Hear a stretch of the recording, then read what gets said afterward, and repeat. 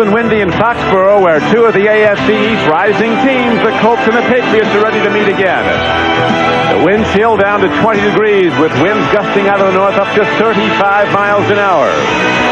The Patriots come in one game behind Miami in the AFC East, and the Colts are still in the playoff hunt with a 6-7 record in their last two games at home.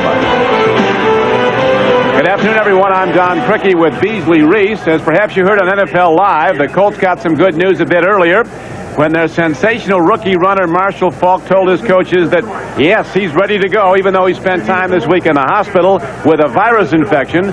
He told the coaches he's about 80% Beasley, but 80% of Marshall Faulk's still a pretty good football player. 80% of Marshall Faulk is about 100% of most running backs in the National Football League.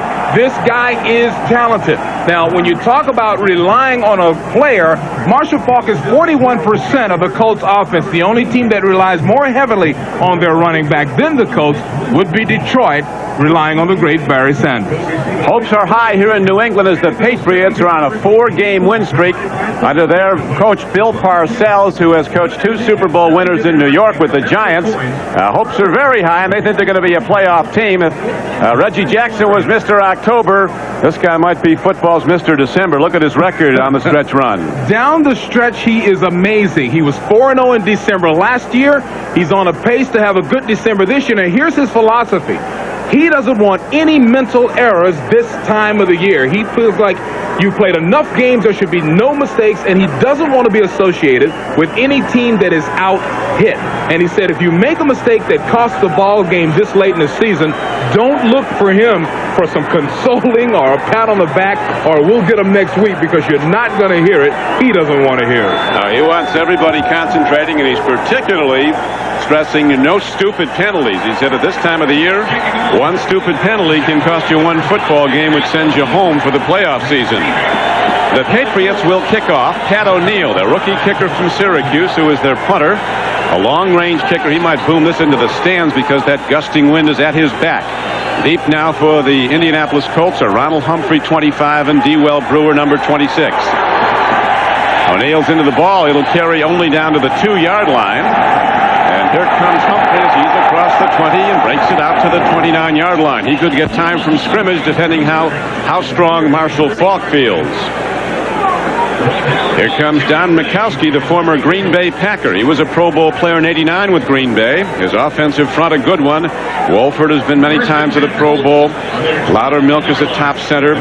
Stasiak at right guard, and Cecil Gray will start for Zephyrus Moss at right tackle. Faulk will start despite the virus that sidelined him all week. He's not practiced. Potts is his blocker. Mark Jackson joins Sean Dawkins and Floyd Turner in the 3 wide receiver set. On this first play from scrimmage, they go Marshall Faulk, and he puts his head down and is thrown back by the Patriots. The New England coaches, Beasley, still can't figure out why 2 weeks ago Faulk only carried the ball 11 times against him in that 12-10 New England victory. You'll see a lot more of him today. The front 3 for New England. Agnew steps in for the injured Tim Goad at nose tackle. McGinnis coming out at outside linebacker. Slade, the other outside backer, is the leading sacker with 8.5. The secondary has been playing increasingly well for New England. This Patriot defense in the 4-game win streak has allowed only 15 points a game to the opposition. Marshall Faulk waving straight ahead, so they're going right to number 28. Out of the hospital bed, he joined the team for the flight here yesterday afternoon. And they actually transfused him with glucose and electrolytes to keep his strength up. He had a 103-degree temperature. Now, here's what he did the last time. They got together only 11 times, and you won't see that.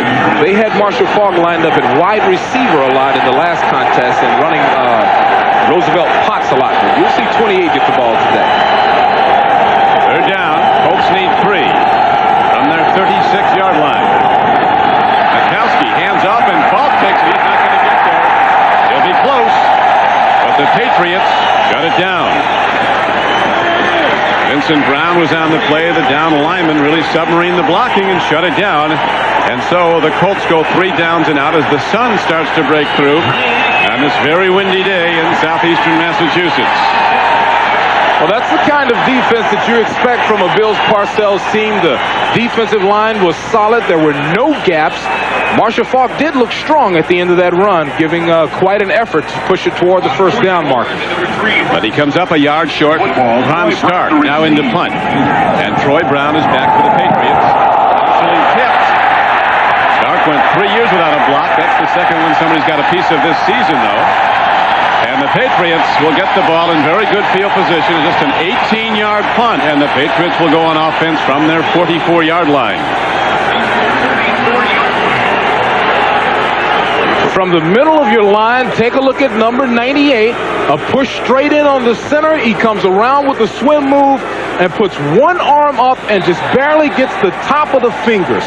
And then also has the presence of mind to stop. I mean, he doesn't run into anybody. Just a well-executed rush by Barnett. Bledsoe at quarterback goes to his eye back. That is Butts, and he is knocked down after a gain of a couple of yards. As we look at the New England offense, some top people up front. Armstrong at left tackle and Harlow at right tackle. Very strong, very, very efficient pass blockers. Bledsoe will be handing off to Butts most of the time. Gash is a terrific blocker. He knocked down the All-Pro Junior Seau of the Chargers 15 times with blocks a few weeks ago when New England won here over San Diego. The extra wide receivers you see as the Patriots now set second down and 8. Bledsoe, a three-step drop, and the ball gets away from him as he tries to go to Ben Coates, number 87. His tight end heading for Pro Bowl honors again. Ben Coates with 82 receptions coming in. The front four of the Indianapolis Colts. Whittington, first-year player from Indiana, free agent at left end. Marad is back in at middle linebacker for missing last week. Quentin Coriat, a top player at the right outside. Buchanan's having a terrific year at left corner. And Trev Alberts, highly regarded All-American in from Nebraska. Out most of the season with an elbow injury, now playing it very well. And Bledsoe lets it fly long, and he overshoots his mark. Going down the middle of the field to Coates, who caught 12 passes, a franchise record in that first game against New England, against the Colts in Indianapolis. The left side of your screen next to Coriat is number 29, Jason Belzer. It's a safety blitz and really well executed. Bledsoe didn't have time to really wait for his receivers to get open. He threw a second pass at Ben Coates, and you will see a lot of balls fly toward number 87 today. He is the main target, Ben Coates. There is Dewell Brewer back now for the Colts. O'Neal hits the ball. Brewer fields it at his 14-yard line. Looks for a block. And leads his way out to the 22-yard line. So we'll see if they keep going to Marshall Faulk as they did 3 straight times on their first possession when we come back. Indeed, the Patriots, their season one of swings. They started with a couple of wins, lost some games, and they've been involved in all close games for the most part. Last 13 games by 9 points or less, and 3 of those have gone to overtime. Well, field goal kickers could loom large for Coach Parcells and his counterpart, Ted Marchibroda of the Colts, and they both have good field goal kickers. In fact, the last time they played, Ted Marchibroda saw his Colts beaten on 4 Matt Barr field goals for New England. The last one caroming off the left upright and bouncing over for the 3 points that decided that 12-10 game. Marshall Faulk right, Marshall Faulk left, Marshall Faulk up the middle, and Marshall Faulk nowhere as the Patriots run him out of bounds. So I guess he feels pretty good, Beasley. He really does look good. You got to figure he's a little bit weak. I mean, the guy was in the hospital all week long. He had 103-degree temperature, a temperature today. This is just a little sprint draw that allows him to pick holes. He almost found something, but a great job by Ricky Reynolds with the outside containment in a cover 2 zone, and the defense simply strings him all the way to the sideline. Ricky Reynolds, the guy that put the knockout punch on the Jets a week ago with that interception of Esiason and subsequent return for a touchdown. The pitch back. Marshall Faulk again. He tries to turn it up, and the Patriots find him all the way. They've got people running after Marshall Faulk no matter where the ball goes, and so far it's gone to him on every down. 5 plays, all to Marshall Faulk, and for virtually no yardage.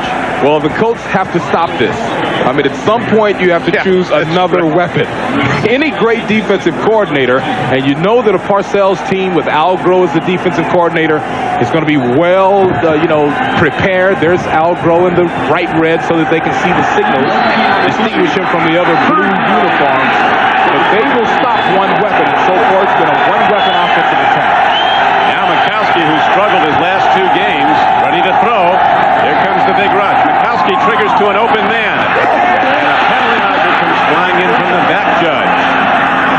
going to be an interference call. We'll see which way it goes. It came on a 3rd down and 8 play with 10:49 to go in the first quarter. No score. Mikowski starting for Jim Harbaugh, who's in good health. He came over from Chicago, did Harbaugh, and started the early part of the season, struggled, and they went to Mikowski, and we have an offensive pass interference call. Well, that's one you don't see a lot, but it certainly happens a lot, and really it happens when you're in trips formation. And trips formation being 3 wide receivers. Now watch the middle receiver. That's Floyd. See how he tries to block the defender? And that's the reason that Lamont Warren was wide open, is that he actually put a block on number 42, Harlan Barnett. Number 85, 10-yard penalty, receives 3rd down.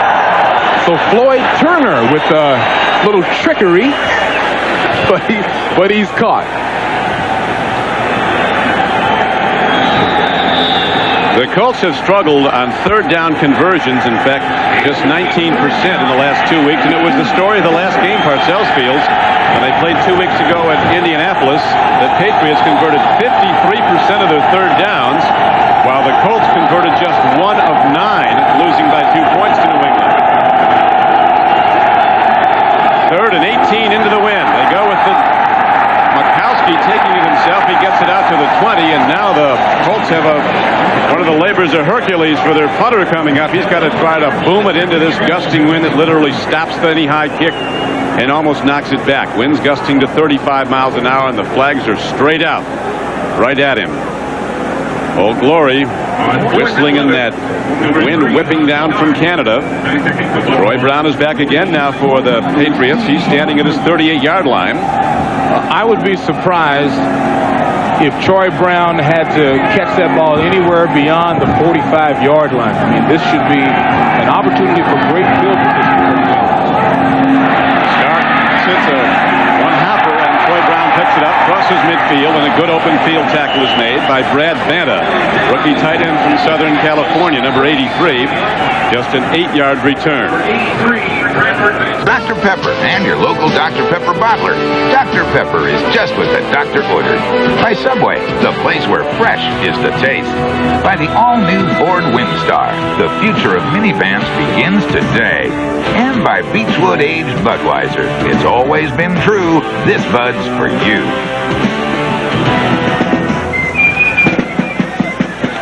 Marshall Faulk bouncing back from the virus infection on the sidelines now as the Colt defense is on the field. The Patriots start from the 47-yard line of Indianapolis. Pitch back. And the ball is Thompson to the outside, and he's knocked out of bounds at about the 44. One of the very strong new acquisitions for the Patriots is a guy that played for Bill Parcells with the Giants, Bob Cratch, a big guard out of Iowa. The player rarely misses a game.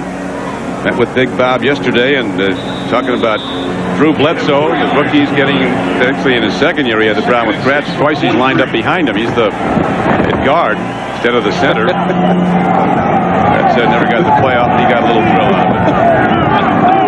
The crowd always finds it funny with the quarterback. Even veterans do it sometimes. As Leroy Thompson runs the ball inside the 40 and down to the 39-yard line. That'll bring up 3rd down. Leroy Thompson is quickly becoming a star on this football team.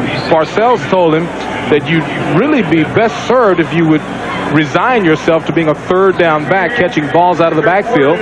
But Leroy, which is the way he likes it pronounced, would like to be an every down back. He's a very good player. Parcells says he loves him on Sunday, and that's a great compliment from the coach.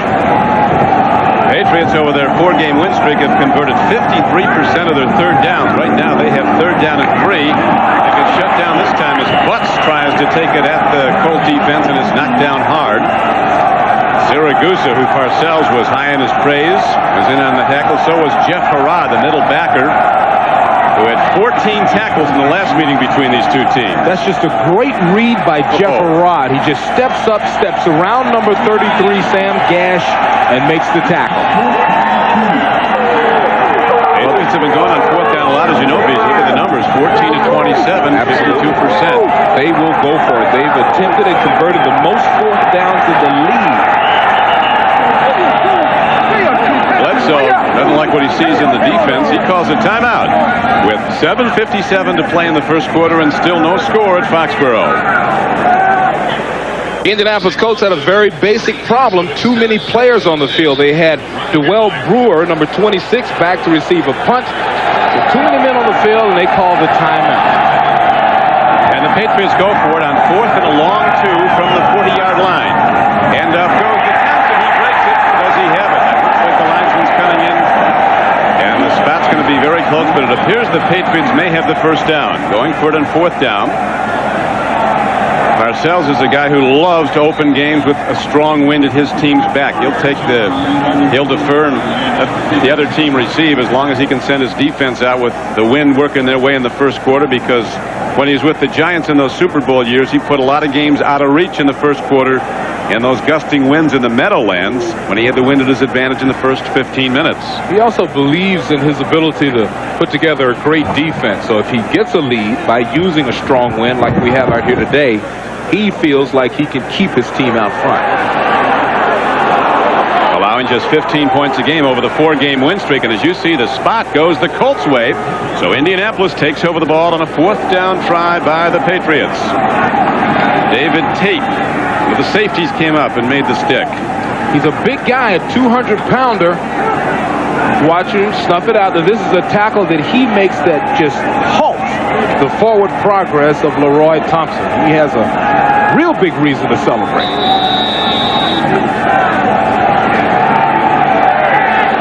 The third possession for Indianapolis. This time they'll start from their 37. Mikowski, a 3-step drop. He fires a fastball over the middle, looking at Sean Dawkins, but Mikowski comes in low. Mikowski comes in completing 60% of his throws, 6 for touchdowns, 5 interceptions, and 80 quarterback rating. Don is a very confident player. He's had a lot of injuries, ankle ligaments, hamstrings, shoulders, but he says he's 100% healthy and very, really likes this offense, very confident behind this offense. He really has been troubled by injuries. He had that great year in '89 at Green Bay when he went to the Pro Bowl, over 4,300 yards passing and 27 touchdown throws. He had a bad game 2 weeks ago against the Patriots, though. Major errors, including trying to lateral the ball to Falk that was recovered by the Patriots. And now Mike Jones and Ray Agnew shut down Mikowski. Really, this is one of those coverage sacks. I mean, Don has normal time, normal rhythm, but as the pocket starts to collapse around him, really he just goes down. And so either Mike Jones or Ray Agnew will benefit from a freebie when it comes to the sack list, because really Don just realized he was in trouble and went down to his knees. And now he has to throw it downfield into the wind. A 3rd down and 12 comes up. Patriots are going to blitz. They're lining people all over the field to come. Now Mikowski changes the play. And we're going to have a delay of game call.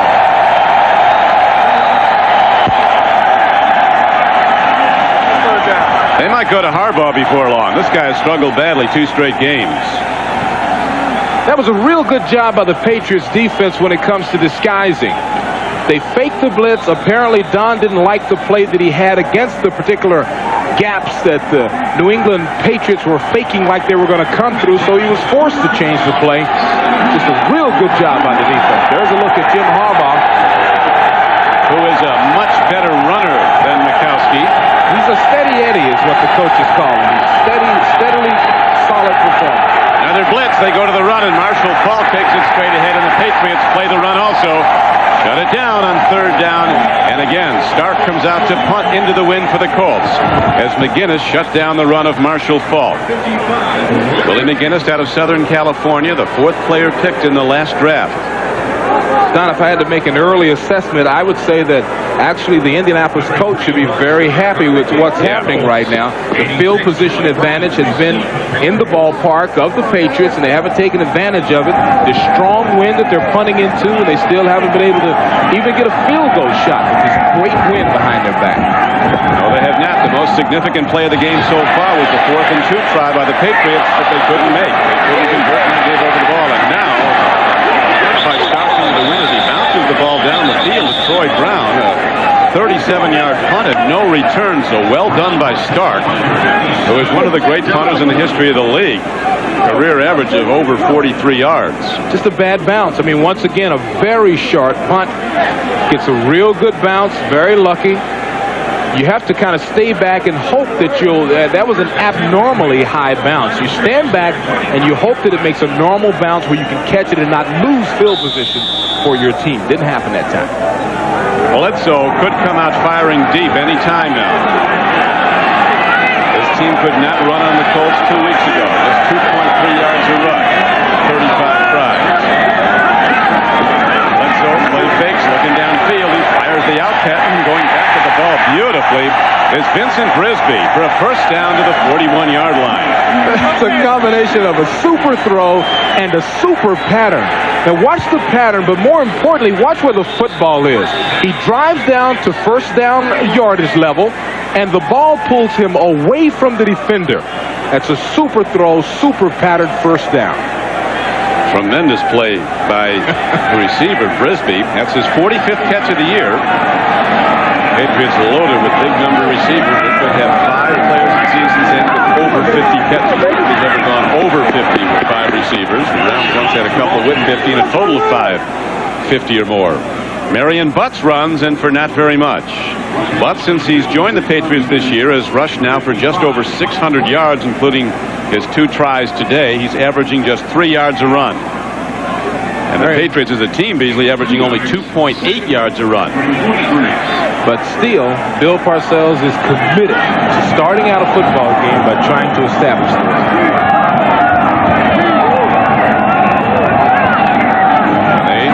They're going to go to the flea flicker. Bledsoe lofting a long ball. Overshot. There was some contact. No call. Vincent Brisby running the fly pattern. And you're talking, Beasley, about the Patriots wanting badly to get something up while they have this wind advantage, and they go deep.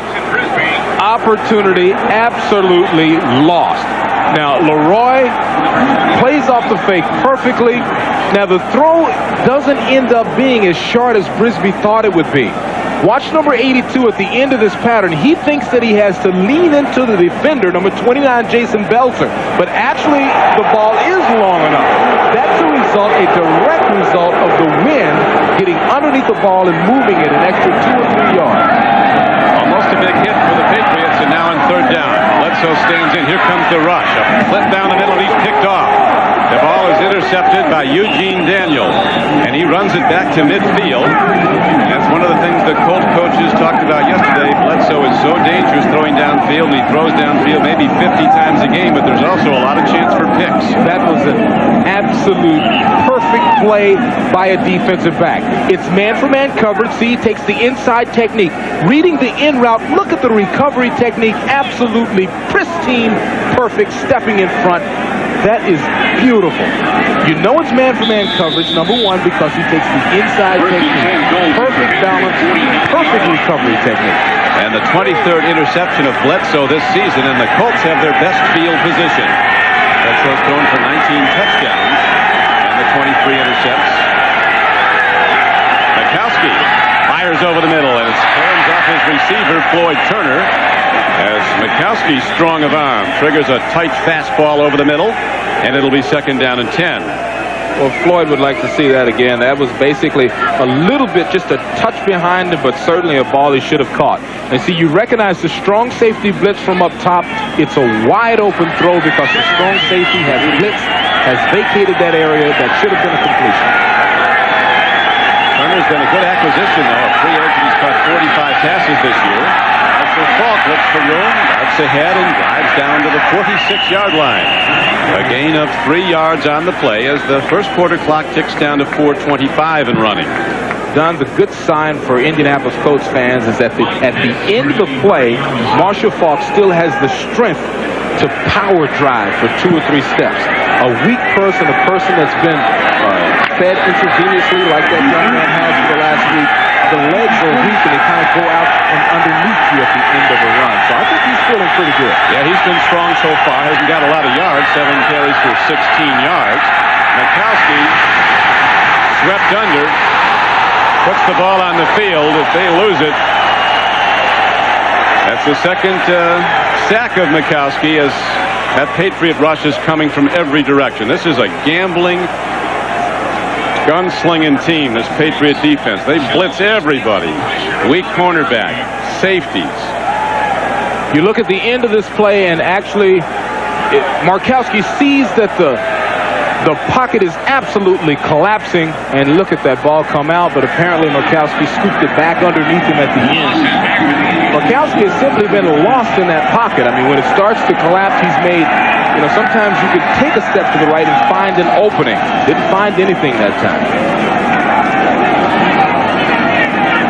He's not a happy guy right now. He's not. He's going after somebody. Chris Slade, it looks like. I guess he thought he should have had the ball. Troy Brown is back deep now at the 15-yard line. And Stark ready to punt for the 4th time in this first quarter. Steps into it and drives the ball nicely into the wind. Troy Brown down to the 20. Breaks away, and Troy Brown finds open field and is finally knocked out of bounds at the 35-yard line. 34-yard punt and an 18-yard return.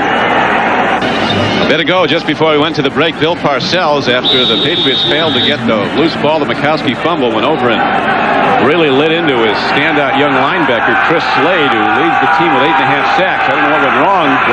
You get about 6 yellings like that and you're in camp. I know. Handoff goes to Butts, and he drives ahead on first down and takes it ahead for 4 yards out to the 39-yard line. I think on my 6th yelling like that from Parcells, I was sent to Tampa. That's an Indy good. He's not going to trade Slade. No. This kid's great. 17.5 sacks over the last 2 years. 14.5 of them coming in Foxborough Stadium for Slade. So and you asked him yesterday why he got them all at Foxborough Stadium, and his answer pretty summed it up. He doesn't know. He doesn't know. Obviously, something about the place. Terrific player, though. 7 years after this, they go back to Butts.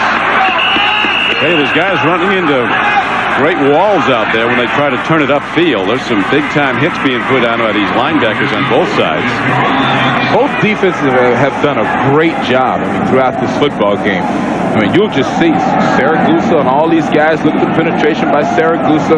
Everybody filling a hole from the safeties to straight across the board. It's been a good defensive effort when it comes to attacking the run by both defenses.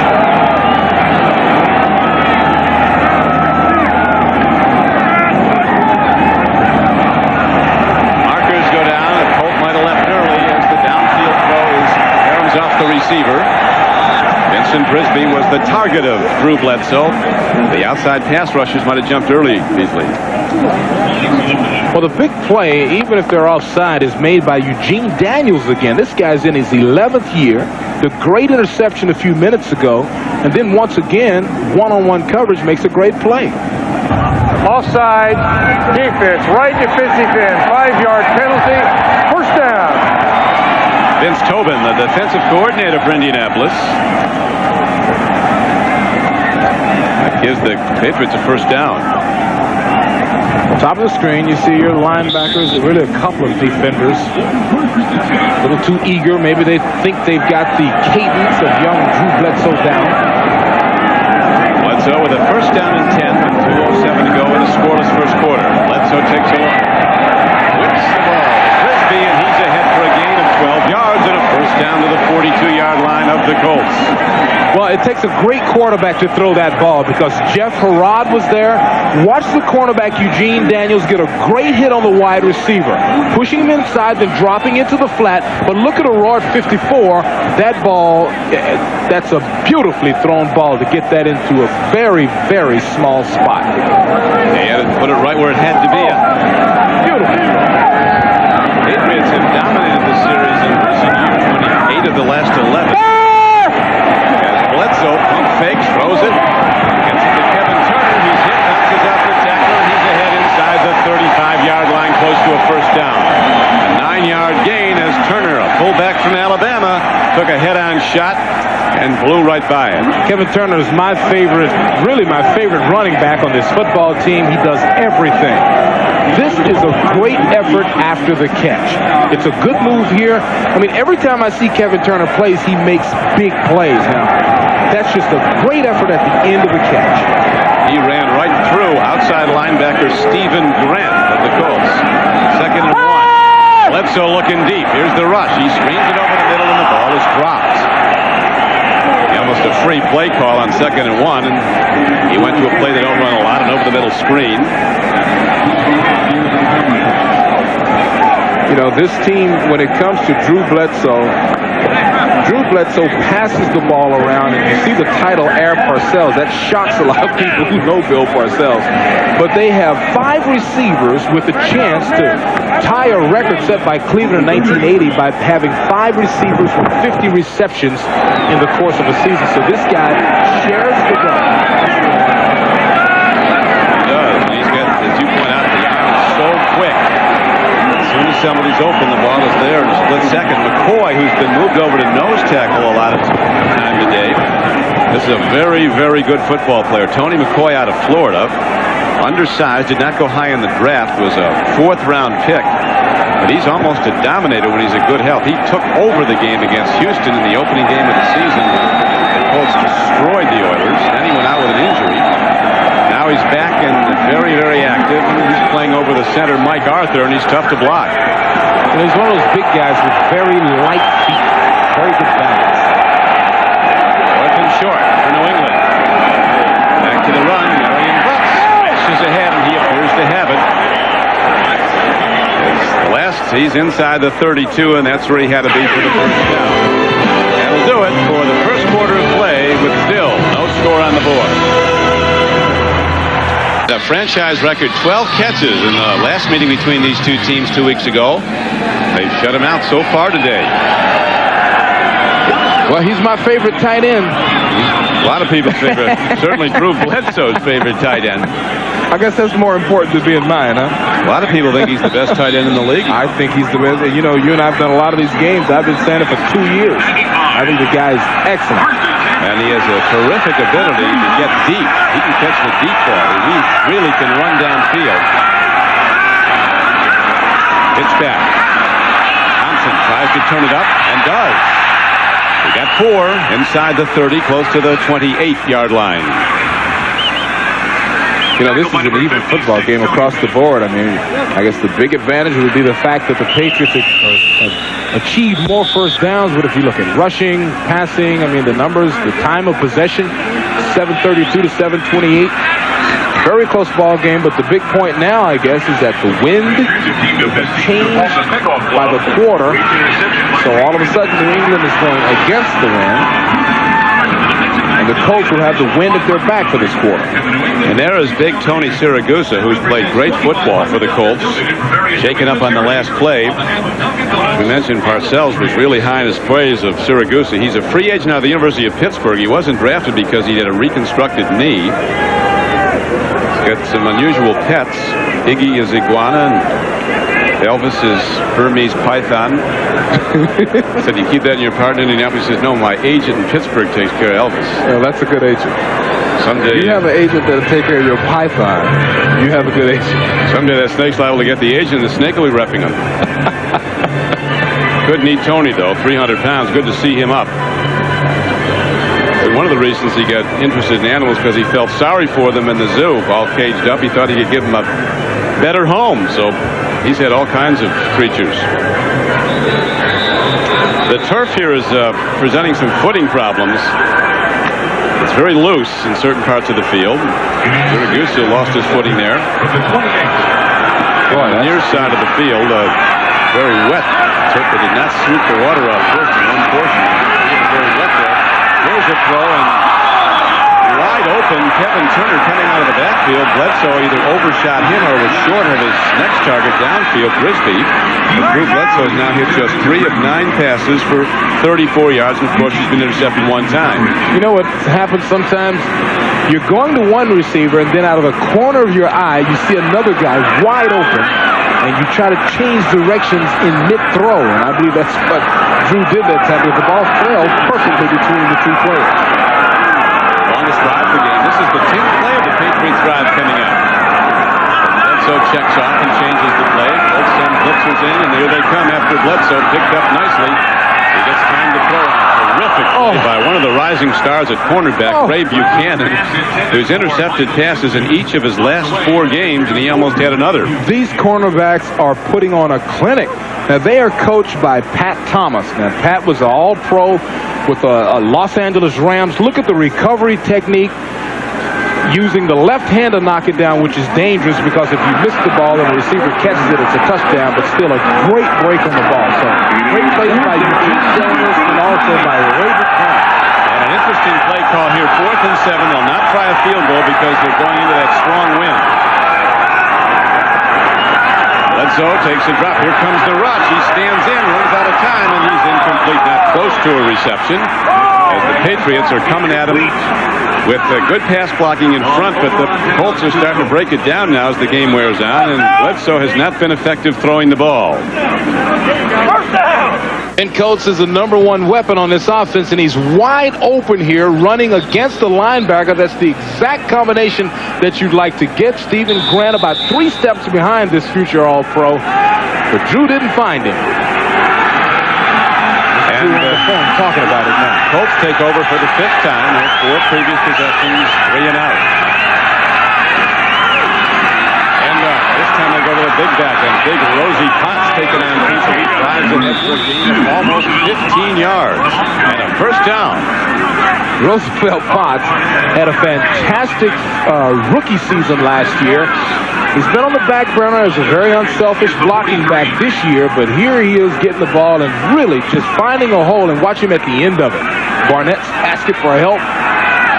Everybody comes in. This is a big guy. His teammates really appreciative of the way he's taken his new role as a blocker after leading the team in rushing last year. Here's Marshall Faulk turning it up. Take on some guys, and Marshall Faulk puts his head down and pops ahead for a gain of 5 yards. Willie McGinnis, a lot bigger, hit him head on. We'll listen to that pop. 55, Willie McGinnis. With 13:36 to go. It's a tough game. That's almost helmet to helmet. Helmet to helmet usually means somebody's knocked out. They're lucky that time. That was more than almost. Oh, boy. Cannon shot. Oh. He is so crafty in the middle of the line. You think you had him, and off he goes, and he's close to a first down as we go to Greg Gumbel in New York. Brought down by Willie McGinnis and Vincent Brown.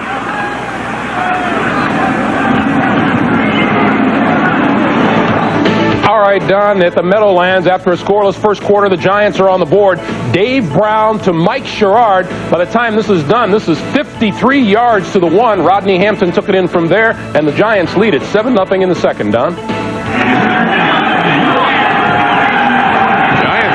fighting their way towards a possible playoff spot in the NFC.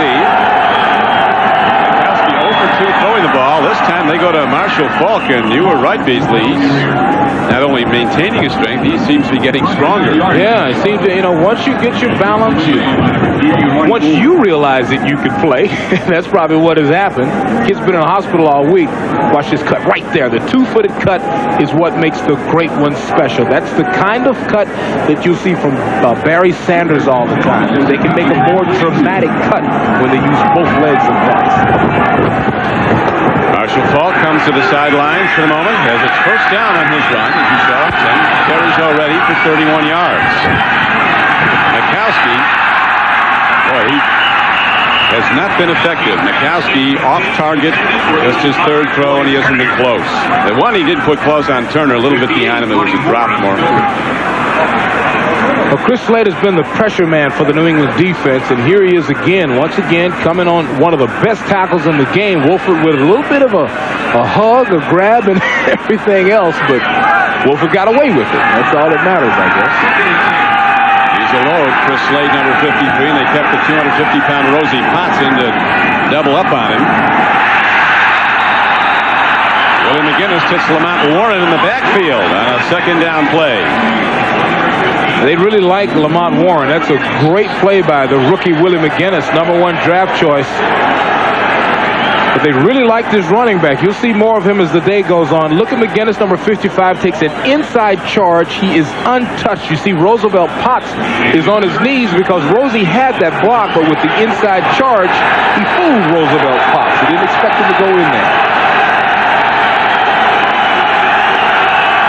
Now, 3rd and long as the blitz comes. Mikowski runs away from it, waving a man downfield. He throws it, makes a connection, and carrying down to the 30, off one Colt into the hands of another, and it's a first down. A 15-yard gain on the play. Well, I don't know how many more people Mikowski's pass is rolled complete. the Boyd Patriots Turner and can Jackson blitz. both in on the play. We'll see who gets it. You see 42 and 21. That's Ricky Reynolds and Harlan Barnett blitzing out of the secondary, which is very unusual.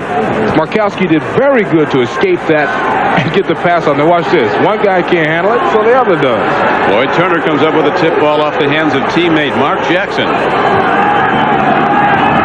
First and 10, ball on the field. Colts might have maintained it. Their second fumble of this day. Mikowski had one, and now a fumble in the middle of the line. They have not lost a fumble, though. Only turnover of the day was an interception of Bledsoe by Eugene Daniel. Well, it's been a weird offensive drive, and you see the ball is just set right down on Roosevelt's leg. I mean, the quarterback stuck it right there. Roosevelt looking forward, looking ahead for a hole. Couldn't really bring it in.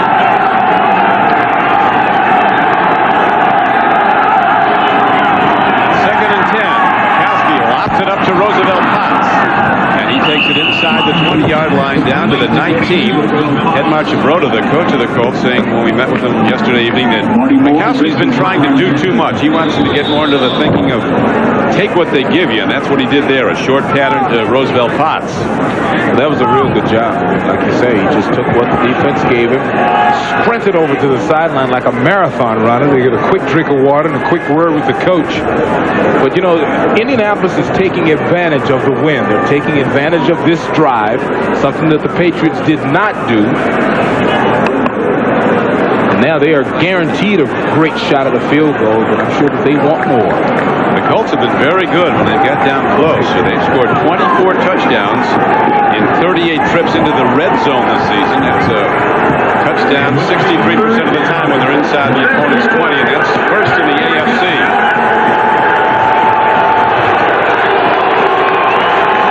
Third and short at the 19-yard line.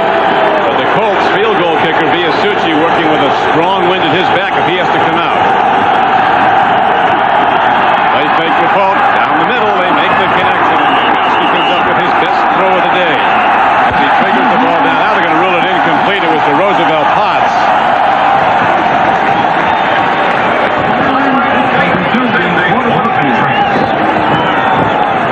Well, I think it's the hit at the end of this play that jolts the ball loose. He's got it going down, but just as they come to the ground, that's a good hit by Myron Guyton that shakes the ball loose. Dean Viasucci, who comes out now. Now this will be fourth down and inches. They're going to go for it. Viasucci started out. Mikowski puts his head down behind his center, Kurt Laudermilk, and the Colts get the first down to the 17-yard line. Well, the Colts came into this game having made 69% of their fourth down attempts and came in with 9 of 13. Now it's 10 of 14 tries, so they are very good on fourth and short. Bill Parcells, whose team has been so difficult to score on during this 4-game win streak, allowing just 15 points a game over that 4-game span. This was anticipated to be a low-scoring game with 8:55 to go in the first half. Still no score. It's Falk puts on a move. Look at Marshall Falk. But a penalty marker goes down. Falk with a 360 move, lost a tackler, put him on the floor. But the call is going to go against Indianapolis. Well, you will not believe, after we see who's okay and Marshall Falk is okay, this kid has got to be weak. You're not going to believe this move. Maurice Hurst has him dead to right. That's his cousin. Yeah. His first cousin, Maurice Hurst. Offense, number 65. You see it's a holding On the call. line of scrimmage, it'll be from the spot of the foul. Remain first down. He called it on number 65. That's Eric Milam. But boy, that's got to hurt. Marshall Faulk with the gorgeous balance and the great move. There's his first cousin, and his father's little sister is Marshall Faulk's mother. Got together for dinner in Indianapolis. The last time they played. 2 weeks ago. This is the 12th play of this drive coming up. It's first down and 13 for Indianapolis. No score in the game. Mikowski stands in, triggers a ball, incomplete. Both quarterbacks hitting the grass a lot more than receivers so far today. Floyd Turner was the nearest to the ball and brings up second down and 13. Well, Don, unfortunately for the Indy fans, has been a bit ineffective at the quarterback position. And the pocket has collapsed around him. He hasn't found that little alley that would buy him a little more time. And when he's had a couple of players open, he hasn't been able to put it in a position where they could bring it down and make the reception. Second down and 13 for Indianapolis. Lamont Warren, not a thing. Mike Pitts, number 93, a veteran from Alabama, sheds the block, makes the stop, and that brings up third down. It'll be about 16 for the first down. Big Mike Pitts, good 93, really untouched from the start. Coming around, an easy play for Pitts. Nobody blocked him. 16, 23. John Dawkins goes wide to the left. He's been a big touchdown producer. He's been in the end zone 5 times. Has 44 catches. They haven't gone to him yet. Mikowski takes a look at John Dawkins. Now he throws it near side. Running with the ball inside the 10-yard line is Lamont Warren, the rookie from Colorado. He's going to be close to a first down, but short of it. There was a 14-yard gain on the play. They needed almost 16. Well, Don Mikowski was really patient here. I mean, you see, he figures that the pocket's about to break down, still with the presence to sit in there and find Lamont Warren. They say Lamont's a good runner, a good receiver, and that you'll see a lot of him eventually, but not enough for the first down. And they're not even going to gamble on another fourth down try, although they did make the last one. They're going to send out Dean Biasucci, who has been okay this year, hitting 12 of 16 field goals, but he's been terrific on long ones. He's 2 of 2 from 50 plus. Timeout, Indianapolis. That is their second charge team timeout. Yeah, the Colts taking a timeout, their second. Maybe Marchibroda wants to think this over and possibly go for it on fourth down. Is brought to you by Dr. Pepper and your local Dr. Pepper bottler. Dr. Pepper is just what the doctor ordered. By the Citizen Watch Company. Citizen is how the world tells time. By Wendy's. After 25 years, quality is still our recipe. And by the all-new Chevy Blazer. Motor Trend's Truck of the Year. Test drive it at your local Chevy dealer.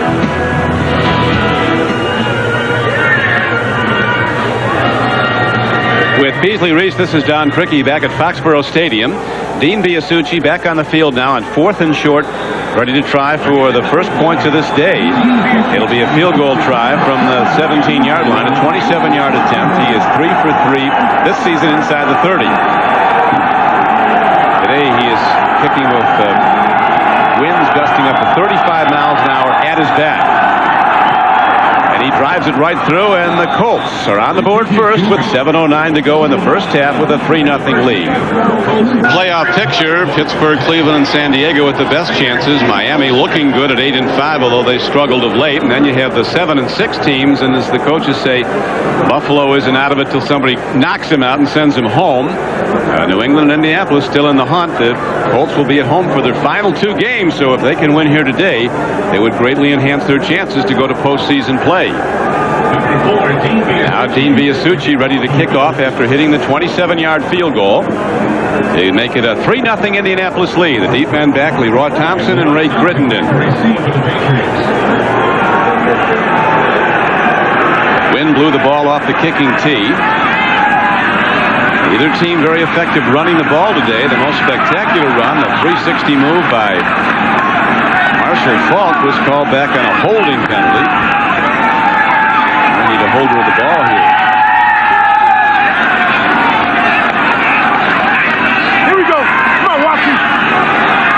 field goal kickers are going to loom larger and larger as this game wears on. Come on, Butch! The last one was a 12-10 score New England 2 weeks ago, and not a lot of scoring was anticipated today, and there's been very little. Just the one field goal is the essential motion of the ball. Gets it downfield. Man picks it up.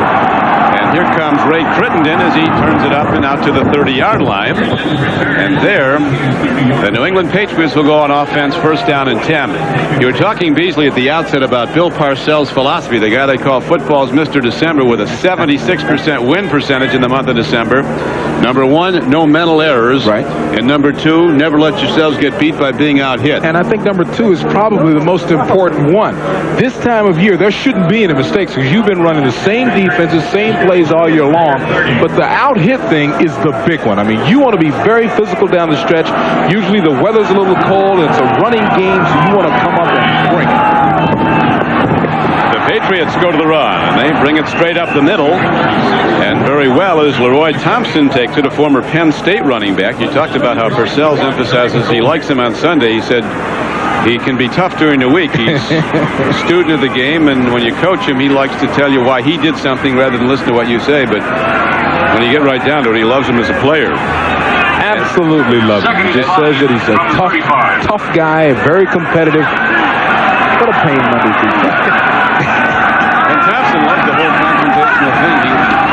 He likes the adversarial relationship they seem to have during the week. Here is a throw over the middle, and it's almost picked off by linebacker Scott Radisek, middle linebacker, as Michael Timpson was the intended receiver. Brings up third down and 5. Radisek started last week in Seattle and played very well while Jeff Herrod was out.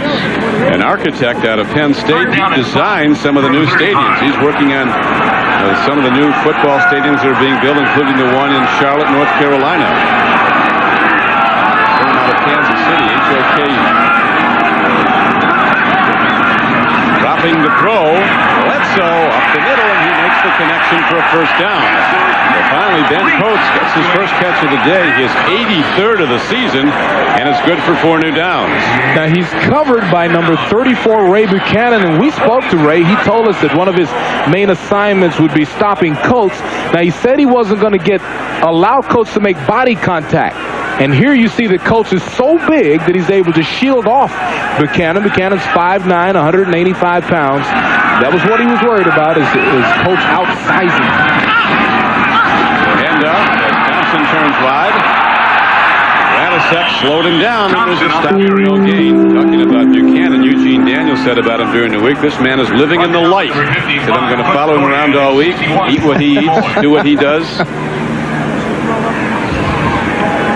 Well, he's been picking off a lot of balls. I mean, the guy's had he's going like an interception a week. Yeah. Almost had one today. I said to Buchanan yesterday, the way you can catch it, they had to put you on offense. And Mikowski was nervous. Says, Mikowski, you can go with that. Put me down for it. I'll catch it for you. Out of Louisville, third round draft choice. Bledsoe stands in. Great defense. That time it was Eugene Daniels stripping the ball from Brisbee.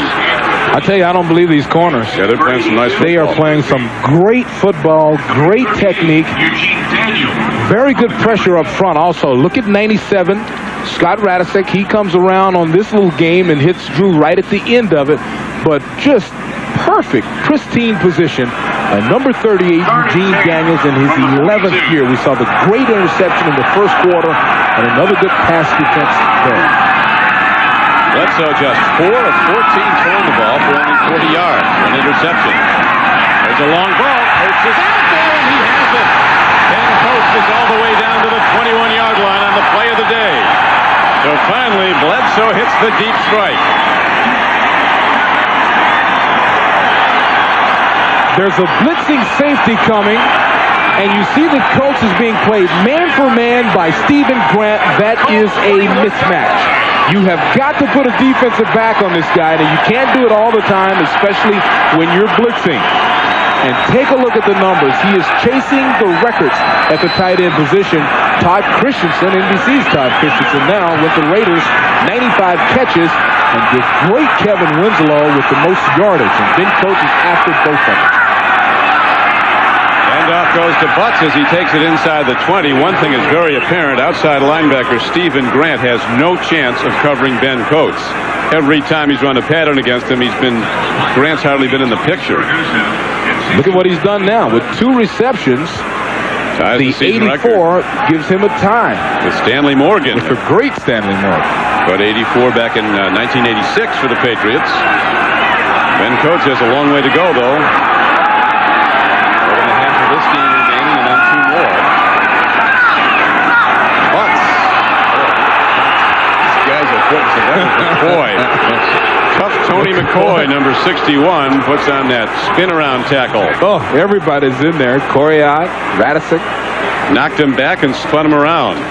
This is called a rebuttal of Butts. Or they just bounced him right back out of there. I like Tony McCoy too, boy. He'll run a game. You know which guys are good when you hear the opposing coaches talk about them. They always talk about McCoy, the guy they're concerned about defensive. Here's a throw and a pick. Ray Buchanan is on the run, and there's nobody that's going to catch him. Little Ray Buchanan with his 5th reception in the last 5 games.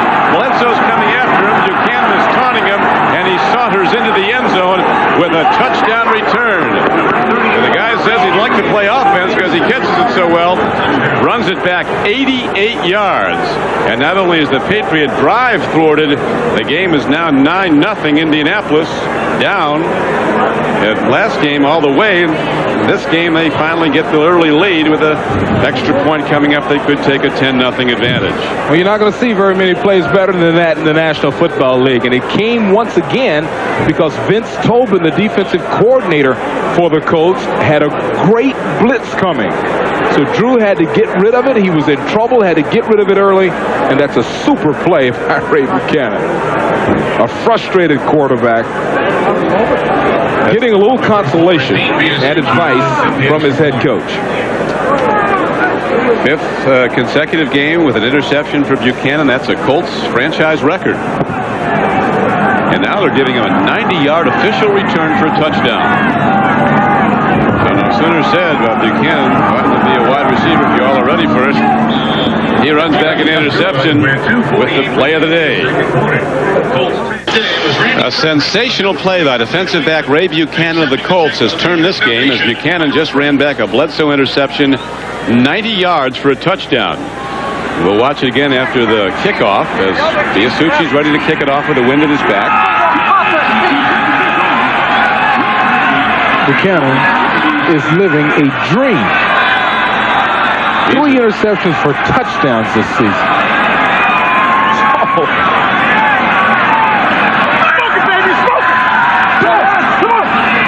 Biasucci drives it deep. Ray Crittenden loses the ball, picks it up, and then heads straight ahead and gets to the 22 or 3 yard line. Where for the rest of the half, and 2:38 remains to be played in the second quarter. Bledsoe will be throwing into the wind, down 10-0. Now look at 29 right side of your screen. It's a great call by defensive coordinator Vince Tobin. Jason Belzer blitzes number 55 Quentin Coriat with the pressure actually hitting the young quarterback, and Bledsoe makes the horrible throw based on the pressure. And at the end of this is what hurts the most. Right in his face. The quarterback's just to the right of Kevin Turner. There is Bledsoe. In his face, a Deion Sanders impersonation. Here's the pressure once again. You see the linebacker, that's actually Grant, 59 Stephen Grant, hitting Bledsoe at the end of the blitz. Live action. The throw goes over the middle to Leroy Thompson, who has 57 catches this season. Bledsoe, though, you saw that deep throw a bit ago to Ben Coates that almost went for a touchdown shortly before the interception. There'll be more of those coming. This guy can get you back in the game in a hurry. The favored New England Patriots down on their home field 10-0. Running it in the flat to Kevin Turner, but there's nothing there but outside linebackers and Ray Buchanan, who made the head-on hit. As we're down to 2 minutes to play in the first half. 10-0 is the surprising score here at Foxborough. Coming up at halftime, the Domino's Pizza NFL Live halftime report is Greg Gumbel, Mike Ditka, and Joe Gibbs update you on all the play of this Sunday afternoon. And also, we'll have Bob Costa's interview with Ken Norton Jr. of the 49ers. Norton talks about the strained relationship with his father, Ken Norton Sr., the former heavyweight champion, coming up at halftime. Simpson makes the reception. Our penalty markers down on the field on the first down play. The defensive backs of Indianapolis are just absolutely going crazy. Now, David Tate that time with a WWF tackle, like a wrestling tackle, picking up Michael Timpson and slamming him to the ground. Offside defense, number 51. 5-yard penalty, still first down. Here's that takedown again. Well, at the end of this, Tate gets under, lifts, and then just gets ugly at the end of it. That pile driver. Oh. Tate talking about Buchanan said he can see the grass skirts now. He's talking about Hawaii and the Pro Bowl. He thinks that's where teammate Ray Buchanan, who ran back the interception 90 yards for a touchdown a short time ago for the Colts. He might be in Honolulu in February. Here's a throw in the flat. Again, Bledsoe is unable to trigger the ball on target. Michael Timpson, the intended receiver. Well, I keep going back to Vince Tobin, the defense coordinator for Indianapolis. This has been an excellent mix of blitzes. They've come with corners, safeties, multiple linebacker sets. I mean, this is a superior defensive game plan, and it's got the sophomore quarterback really not knowing when to let the trigger go. Yeah, they've given him a lot to think about, a lot of different looks in a heavy rush. And here's a nice throw over the middle for a first down. Coming on second down and 5, Bledsoe, so strong of arm, gets it to his ace, Ben Coates. Hurry up offense now. One thing about Bledsoe, he's better in a total passing situation. That's where he is now. Hands in again. Loops it out. He's got Timpson in the open field, and he breaks it down to the 37-yard line. As there's a timeout on the field for a 17-yard gain. With Beasley Reese, this is Don Crickey back at Foxborough. You see the Patriots in their 7 wins this season turn the ball over only 9 times. In the 6 losses, 23 turnovers, and they've had problems with turnovers today.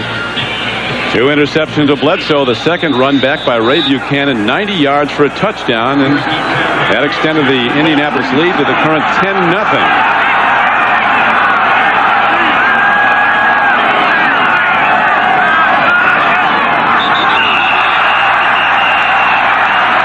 We know the Colts left early, but were they drawn off? Good to see Tony in there. False start. Offense. They were drawn off. off. The snap. Number 61. 5-yard penalty. Still first down. Bob Cratch. So it's Big Bob Cratch. He is your left guard. You get that little hitch. You see, get the little hitch. They have been blitzed from every direction. Have the Patriot offensive linemen, so they're a little antsy right now. Nothing undermined the Giants from last season to this more than losing Bob Cratch. He was an anchor in the offensive line. There is a throw over the middle inside the 35-yard line. Coming down with the ball is Ray Crittenden. The game clock is running down to 1:10 in the first half. Yeah, I believe it's dangerous to get too big of a lead on Indianapolis. New England too soon. Bledsoe taking his time, and now he's going to run for the sidelines. Moves ahead and dives for the first down. Well done by Bledsoe. Got the first down and stopped the clock. 58 seconds to go in the half. When you get a big lead on Drew Bledsoe and you put him in an all-passing, all-improvising situation, this guy can kill you. And here he finds the outside wide open and gets the first down. But again, we point out, because Parcells' team is going into that very strong gusting wind up to 35 miles an hour, even though they have the ball up at 27, they're not in field goal range. They do have 58 seconds with Bledsoe gunning it. Here's a throw over the middle, and great defense by Tate. Fans want to call because he wasn't looking back at the ball, but he was running at Bledsoe and the ball hit him in the back. Whatever's fair. Yeah, it was fair. It was perfect position by the defensive back. This is a penalty if Tate throws his hands up and shields Coates, which he kind of half does. They made that defensive change, though, getting a linebacker Stephen Grant off Coates because he absolutely can't cover him. No, that's a great play by Tate. And the indications around the league are no other linebackers can cover him either. I believe that's clear now. He's 84 receptions. Bledsoe heating up. He's 5 of 7 throwing the ball in the stride. Second down. He's got a man. Crittenden coming inside the 10-yard line and down to the 9. 20-yard gain. Crittenden up at the top of your screen, getting inside of the bump on a man-for-man coverage. Simply a good pattern, good throw, good run. Well, you are right, Beasley, talking about when you get New England down and all of a sudden Bledsoe just comes out throwing on every down. No pretense, not even a play fake. The Patriots' offense is at its best this season. I tell you, when they get to the point where they are not trying to establish the run, where they are just air Parcells, this is a very dangerous team. Ask the Minnesota Vikings. Bill Parcells himself can't believe that they're calling his offense Air Parcells.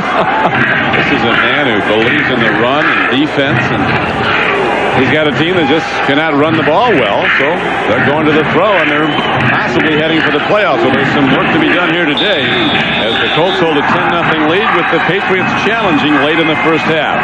47 seconds to play. It is first down and goal at the 9-yard line. Touchdown, if you joined us late, came in a 90-yard interception return by Ray Buchanan of a Bledsoe throw. Getting time. Again, and it's a touchdown, New England. Leroy Thompson. A man Parcells argues with during the week, but loves on Sunday.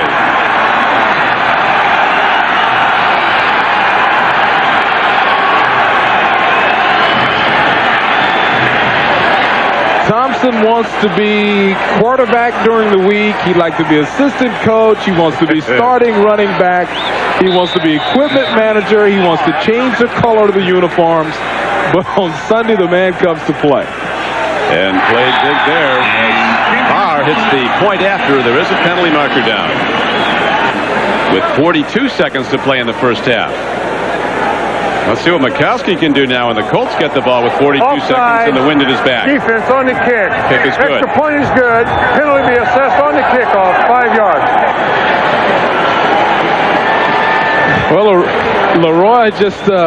Leroy's brand new baby daughter, Brooke Nicole Thompson, sees Daddy come out of the backfield, turn it up, and force his way to the flag.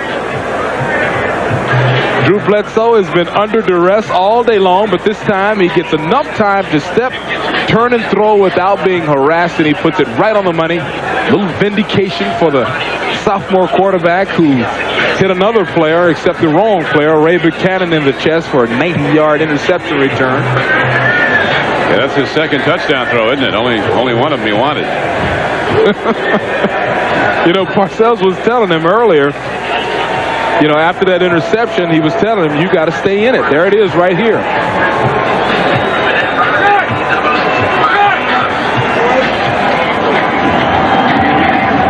That whole scoring drive executed into the wind.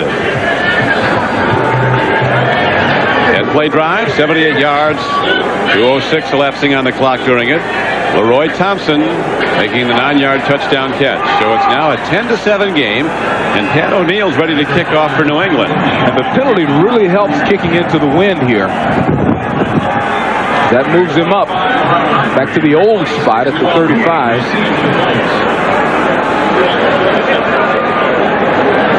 With this strong wind at the Colts' back, they can get in range in 42 seconds with just a couple of throws for a long field goal by Biasucci, who's 2 for 2 over 50 yards this season with all this wind behind him.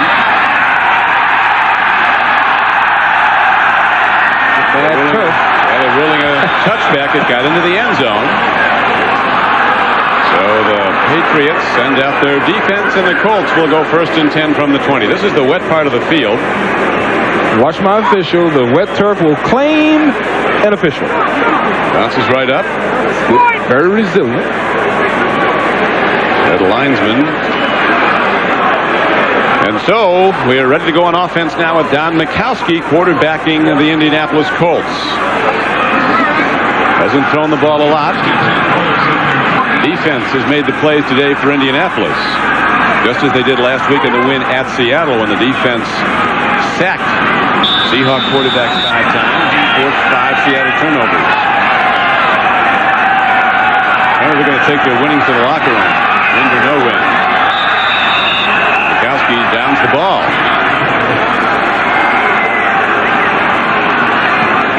This is also, as you pointed out, obviously the very wet end of the field. The footing's bad. Ted Marchibroda not wanting to risk a turnover. And who started in the NFL in 1953 as a quarterback for the Pittsburgh Steelers. A 2-year absence when he went to Canada. He's been in the NFL ever since. And that will do it for the first half of play as the Colts go to a 10-0 advantage, then see it cut to 10-7 at the half. We got to be happy with that. They came in the local papers as a 6-point underdog, and now we're ready to go to NFL Live and Greg Gumbel in New York. Defense has been excellent. I mean, just mixing up the blitzes. They've given Bledsoe a lot of trouble, but he was able to come up strong toward the end. I mean, here's the biggest one. You have a safety blitz and an outside linebacker blitz that hits Ray Buchanan because of the pressure. Bledsoe a little offline, and then at the very end of it, the ultimate insult as Buchanan does his Deion Sanders impersonation right in Drew Bledsoe's face. But later on, Drew would relax, settle down, and hit Leroy Thompson right in the corner for a touchdown that has made this a close contest. So I guess, you should pat Drew Bledsoe on the back. That's a devastating mistake to throw an interception like that. And you can't tell it by looking at Parcells' face, but he's actually saying, good job. Yeah. And Bledsoe apparently didn't want to hear any of it, as he is still angered by that pick he threw, the interception to Buchanan. Wind seems to have diminished somewhat. Normally it picks up later in the day. The Colts will kick off to open the third quarter. Dean Biasucci ready to boot the ball. Thompson and Crittenden are back deep for the Patriots. It's a line drive down. Goes for one guy, and then it's fielded by Thompson. Straight ahead. He gives the Patriots good field position out to the 41-yard line. As we check the Coors Light first half statistics. I think the biggest number that jumps out at you is total yards. The Patriots have done a good job moving the ball up and down the field.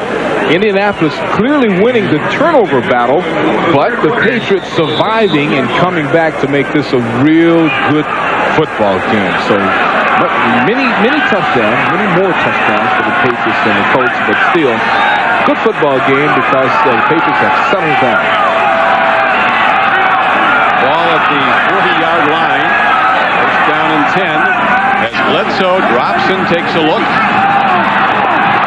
does a dance and now runs out of time and throws the ball wisely over to the Indianapolis bench.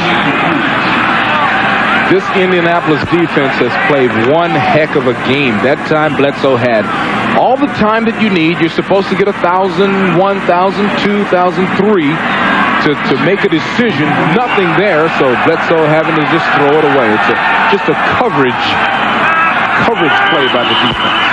There's a penalty marker fired in by a linesman at the snap of the ball. Ray Crittenden, number 81, the wide receiver, took off before he was supposed to, as you see him shaking his head as he walks back. False start, offense. Number 81, prior to the snap, 5-yard penalty. And that was the call against Ray Crittenden. Now, I can read Bill Parcells' lips after playing for him for 4 or 5 years, but I won't tell you what he said right there. It wasn't happy talk, huh? It wasn't the spirit of happy news chatter. 12 of 26 for Bledsoe, 149 yards. He's hit as he throws the ball, but he makes the completion. That was very nearly intercepted. Michael Timpson comes down with the ball. 65 catches for the year, a 12-yard game. So they are indeed, after going down, going to the all-out passing game, and at this point it's got the Colts back on their heels as it did late in the second quarter. See, once again, it's the pressure. But Drew is so big, he just raised his arm as he made the completion. With 4 wide receivers downfield, he throws again. Another connection. And Ben Coates has the ball inside the 50-yard line down to the 47 as they're going right into formation without a huddle. So this is the formation that killed Minnesota. This is how they came back on the Vikings. No chance to substitute defensively, just 4 defensive backs on the field. And a 4 wide receiver setting for the Patriots. It's out of the backfield now. And Leroy Thompson takes it. He's taken down by middle linebacker Jeff Harrod. See, I love this. This keeps Tobin, there's Bill Tobin, it keeps him from calling all of those complicated blitzes. Vince Tobin, the defensive coordinator, he's really perplexed now because he's stuck with 4 defensive backs. And we're running for wide receiver. Puts his head down and takes it in for a first down to the 35-yard line. We might have a late hit.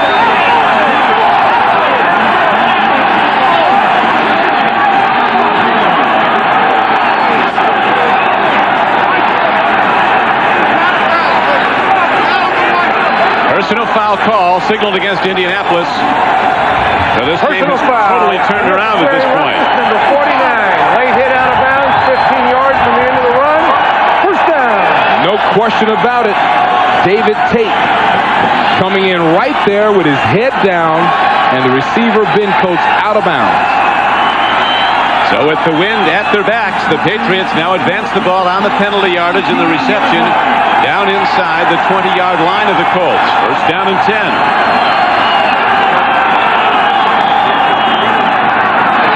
Bledsoe with the penalty marker down, dumps it off. Thompson catches it. He stopped at the 19-yard line. Neither of these teams has done well on grass this year, believe it or not. The Patriots are 4-5 on natural grass fields. The Colts are 0-2, losing their 2 previous grass field games at Tampa Bay and Miami. Gary Lane ready to say. Illegal formation, offense, number 78, was not on the line of scrimmage, 5-yard penalty, remain first down. Well, there was Bruce Armstrong, the left tackle, and what these tackles do sometimes is they cock their bodies to the side in order to help block against the fast rushing defensive ends. In this case, Tony Bennett, one of the fastest. Not on the line of scrimmage, it's illegal. Bledsoe aligns his team again. 2 wide receivers left to the right. And Coates is as good as deep as any wide receiver, but they go this time to Thompson. He turns it out. Open field tackle. Buchanan slowed him up, and then David Tate finished him off, along with Jason Belzer. But it's close to another Patriot first down. Timpson can not only catch the ball at wide receiver, he can also block. Watch him against Coriat. This is a big man, but he actually seals the corner, and that's what allows Leroy to get out there and get very close to the first down. Good wide receiver blocking. Basically, it's chicken fighting, just getting in the way. Can't run at the ball now. Here is Drew Bledsoe taking a look to the end zone. What an interception! David Tate went up, one-handed the ball to slow it up, and then caught it on the way down. This is the guy who gave up all those yards with a late hit on the sideline. Bledsoe is picked off for a 3rd time in this game, and the Patriot drive comes to a screeching halt.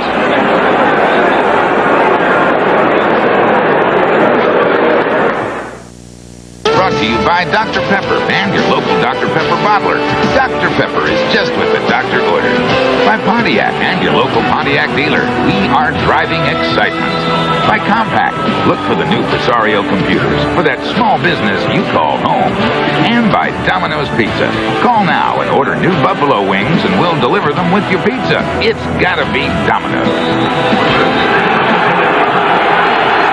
Back to live action. We'll watch that David Tate interception in a moment. Right now we go to live action. Mikowski quarterbacking the Colts. Bledsoe's 3rd interception of the day. Stops the Patriots drive, and here comes the New England defense. Led by 53, Chris Slade, who felt the sharp tongue of Bill Parcells earlier in the game. Back to David Tate, number 49. The ball is thrown to a receiver behind him. Just an absolute beautiful athletic effort. He goes from the man who made the big penalty, the big boneheaded late hit, to the absolute hero stopping a drive. Just great athletes. That was a very, very athletic play going way up. Now they go back to the run, and Russell Falk looks for some room, and this Patriot defense is looking to take over this game and get the ball back. We still have a long time to go in the 3rd quarter, 11:30 to play in it. Don, I believe that this Patriot team is feeling a sense of urgency. Their offense has the ball with the wind behind them, and as a result, they came out passing, and the defense is chasing. You see Marshall Faulk against the Patriots. He's done quite a bit of work. Yeah, this is the time to score in this quarter. Yeah, this is it for New England. I mean, it's colder. The later it gets, the colder it gets. The old factor at kickoff was 20 degrees. Mikowski hands off. Faulk weaves ahead on third down. They don't want to risk a throw on their own end, apparently. A very, very conservative, uninspired offense so far in this game for Indianapolis, the team leading in the game strictly because of its defense. And once again, it is my belief that the reason we're seeing the no-huddle offense by New England is because the wind is at their back. They feel a sense of urgency to score right now. It's going to be hard to score in this fourth quarter. They're going to get it back in relatively good field position as Ron Stark is ready to punt for the Colts into the wind. It's an end-over-end punt, and Troy Brown goes over. Nicely done by Ron Stark. A tremendous effort by this four-time Pro Bowl player. Patriots have it when we come back. Coming up next, a terrific event here on NBC. It's the most demanding physical test of endurance the human body can experience. It's the Gatorade Ironman Triathlon. The grueling day of competition features a 2.4-mile swim through open ocean, then a 112-mile bike voyage across simmering lava fields, and that's not enough. A full marathon to finish. The Gatorade Ironman Triathlon is next after NFL football. Look at this. Buchanan has the pick. The guy who ran it back for 90 yards earlier. This is a circus. I don't believe this defense. Put this kid in the Ironman Triathlon. 20-yard return. Now this guy now has 7 interceptions. He's going to Hawaii. He should be thinking grass skirts and pineapples. If he keeps this up, there's no question. He may have earned it already. I mean, here's another great reaction play by the secondary of Indianapolis. They actually caromed off the receiver. Yeah, Frisbee. two people hit it. He comes up with the ball and makes a super run back. I mean, this guy is having a great day. The whole defense, secondary, this is unbelievable. It's a 10-7 game. Indianapolis with the lead. Hand off to Marshall Faulk. And he's being ridden down for short yardage in every play. There's no big gaps there for Marshall Faulk. He gained very little again. Now he's got to dig himself out of the turf. They planted him that time.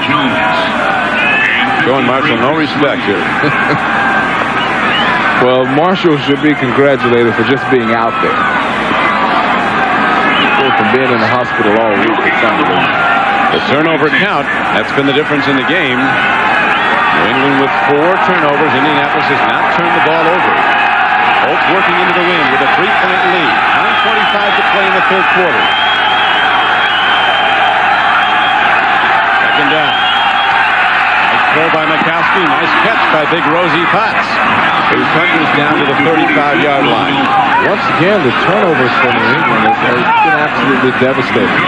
This Potts is quite a story. He really lived with his grandmother. She passed away as a youngster in Louisiana.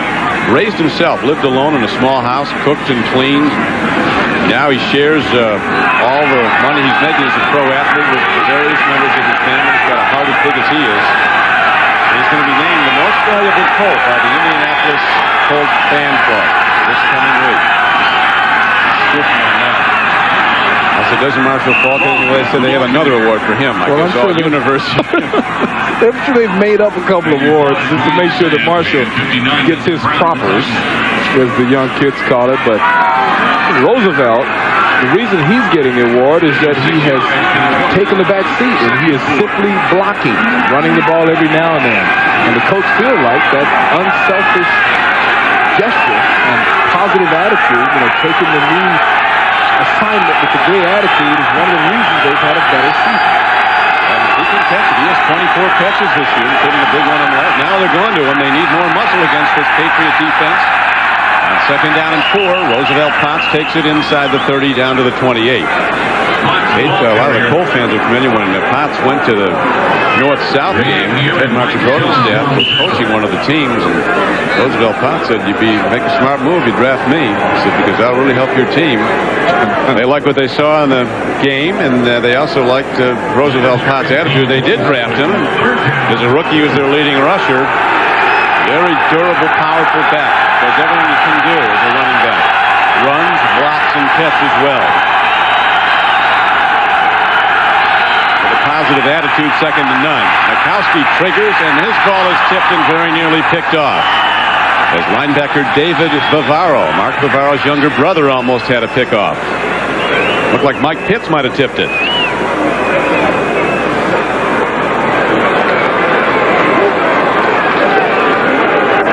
On the left side of your line, the right side of your pitcher, left side of the defensive line. There's Big Pitts getting a big left hand up to knock it down. Okay, now going into the wind. This is not long field goal range because of the wind, so on 4th down and 3, Mikowski will throw. Triggers it. Incomplete, and the Patriots take over. Colts unable to capitalize on Buchanan's second interception of this day for points. John Dawkins was the intended receiver. There is the new best friend of a lot of sports fans in Boston, Robert Kraft, man who bought his hometown team so it wouldn't move away, and enjoying a 4-game winning streak. But right now, his Patriots down by 3 to the Indianapolis Colts as a dump over the middle pass is completed to Thompson. A gain of about 7 yards on the play. Sitting next to him, to your left and to his right, that's Johnny Unitas, an NFL Hall of Famer and a one-day baseball Hall of Famer, 3-time Cy Young winner, Rocket Roger Clemens. Or did he win it 4 times? He did, he probably will. Here's a throw to Michael Timpson on the far flank, and he's driven out of bounds at about the 42-yard line by Ray Buchanan and Jason Belzer. So we're back in the hurry-up offense. Drew Bledsoe, I still believe this is the type of lineup he should be in if you need to score quickly. Made a couple of mistakes, but the Indy players have made great plays. Strange score at Three River Stadium. The Eagles holding to a 3-0 lead still over Philadelphia. And Bledsoe does a good job throwing the ball away. As people were after him, Stephen Grant got a big rush on him from outside linebacker. The Rams, a team about to be in the throes of change, possibly from a coaching standpoint and a locale standpoint. They could be going to St. Louis. A lot of speculation Chuck Knox might not go with him. Second down and 10. Bledsoe, an out pattern. Thrown ball. Whitman comes down with it. Bledsoe's pass completed. On a play of about 5 yards. It'll bring up 3rd down and 5. I don't think people know how difficult it is to make a catch like that from a guy with a big arm in the cold. That's a good catch, a good throw. Yeah, that was a very nice catch. That ball was hard. Nobody can throw it any harder than Bledsoe. Good blitz pickup. Fisher right on top of the play, looking at it, throws no flag. A guy 20 yards away throws one in. Now they're talking to him. Well, that's a weird play because Ben Coates falls down. He really has no chance of getting back in the play. And that's the reason that Marcia Broda's upset.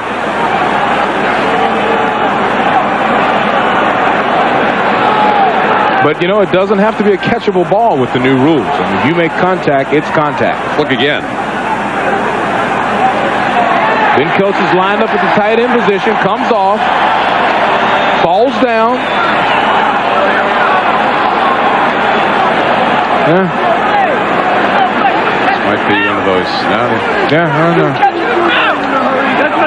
And they're marking it off. Holding defense. 5-yard penalty. First down. First down. Expensive 5 yards. The defensive penalties. Fucked off. Advances the ball across midfield and down to the 49-yard line. 6:03 to go, 3rd quarter. Colts lead 10-7. Bledsoe, they've taken good care of him. Deep ball. Penalty marker down. Coming down with the ball is Vincent Frisbee. Down to the 6-yard line. A penalty marker down. We'll see if it was defensive pass interference, in which case it's a 43-yard play. The play goes.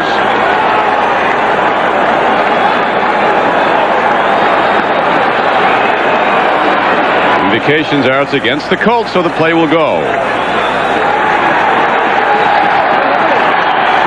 Couple of athletes down the sideline. Eugene Daniels sticking out the left arm to stop the forward movement of Vincent Brisby. A clear-cut call, almost a touchdown. Defense, number 39. Penalties decline. First down. The referee called the wrong numbers, number 38, but that's the person he's talking about is Eugene Daniel. As Brisby is about to go by him, he sticks his arm out to stop his forward progress. And first down from the 6. Pitch back goes to Leroy Thompson. He scored the Patriots touchdown today on a reception. Good defense by the Colts. Shuts him down after a gain of maybe a yard. Quentin Poirier, the standout outside linebacker, number 55, made the stop. Number 2 pick in the draft when he came out of A&M. Texas A&M 3 years ago after Hampton was the number 1 pick. Quentin Poirier, number 55, is one of the fastest linebackers in the league. Very difficult to fool him. He strings the blocker out, falls back inside. That makes it 2nd and goal. They spot the ball. There was no gain. Got to run again. Again, they shut it right down. Terrific play by Jeff Parrott, the middle linebacker, and by McCoy. Tony McCoy, the nose tackle, beat the block. Got an arm on him to slow him down. That brings up 3rd down. Tony McCoy is tough. May I make a play call here? Am I allowed? Ben Coates. You think Ben Coates? I think they're going to launch towards Ben Coates is setting up tight end to the right. I think the coach will put 1 million people. They do have a lot of guys who get off the line of scrimmage is doing well. There's a throw. You're right. Ben Coates. Thank you. Great call. There aren't enough people to stop Ben Coates. They put a linebacker and a safety there. And he still beat him. He's just too physical. There he is at the end of the line. They try their best to stop him right off the line of scrimmage. You've got Bledsoe looking for him coming inside. But he's so big, so strong, he simply easily drags them into the end zone. For the first time today, the Patriots have taken the lead, 14-10. We've got a long way to go, even in the 3rd quarter where 4:21 remains to be played, and in the 4th quarter, the Colts will have the win. On the left side of your screen, number 59, Stephen Grant does everything except for cheat to stop Ben Coates from coming off the line. He stabs him. Jason Belser, number 29, is standing there to stop him. He simply is unstoppable. Look at Belser dropping back to get underneath. Super throw.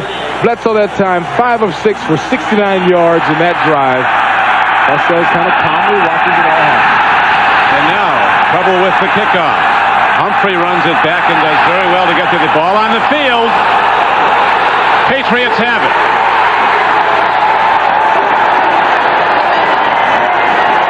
Like a bolt of lightning, the whole matter has changed here at Foxborough.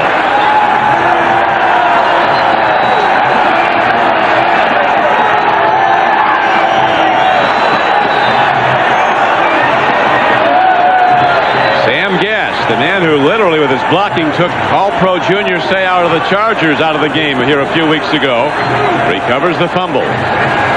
That's the first Colt fumble. This is just hard hitting. I mean, Gash met him straight on. The result of the impact is an immediate fumble. Watch 33 come right in, right there. I mean, it stunned him to the point, it stunned Humphrey to the point where he just let his arms go limp. See, he's hurting. That was almost helmet to helmet. Almost knocked his earring out. 1st and 10, and the Patriots are working with the wind at their back again. Bledsoe dumps it over the middle.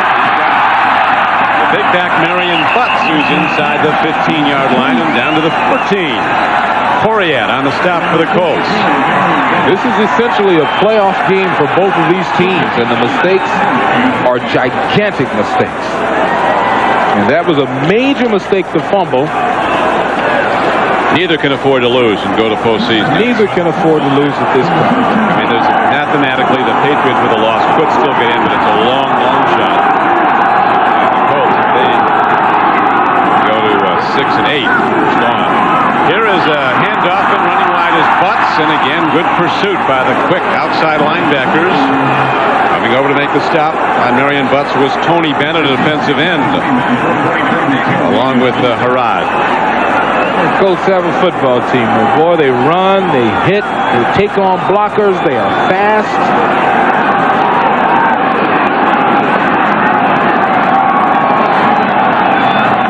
Tony Bennett's got there. I guess they removed it for him. Has some grass growing out of his neck brace there.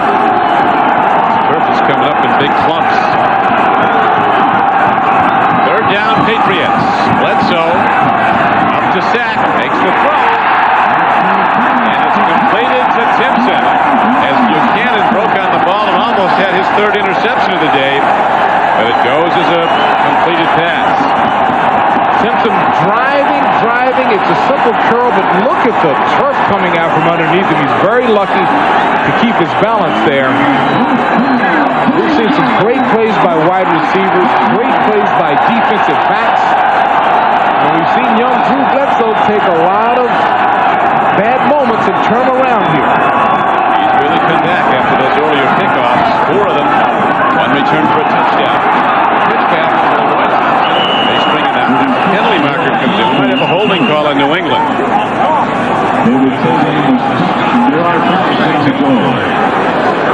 The umpire made the signal. That's almost always an offensive holding call, and it was.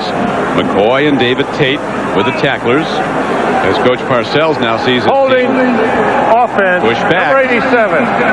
10-yard penalty. Repeat first down.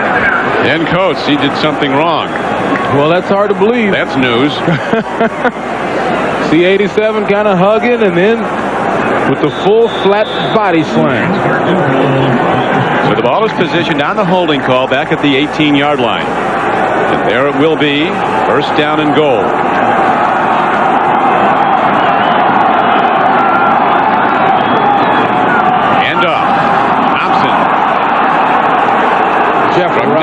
Harad, the middle backer, and Bennett, the right end. Harad's been all over the place. He has been everywhere today. Jim Kelly having a good day. The Bears, who lost in the last seconds at Minnesota, apparently have come a cropper, getting blasted by the Packers. The Giants continue their playoff drive. Jerome Bettis has come to a screeching halt for the Rams. Whatever he was doing, every team in the league is now stopping it.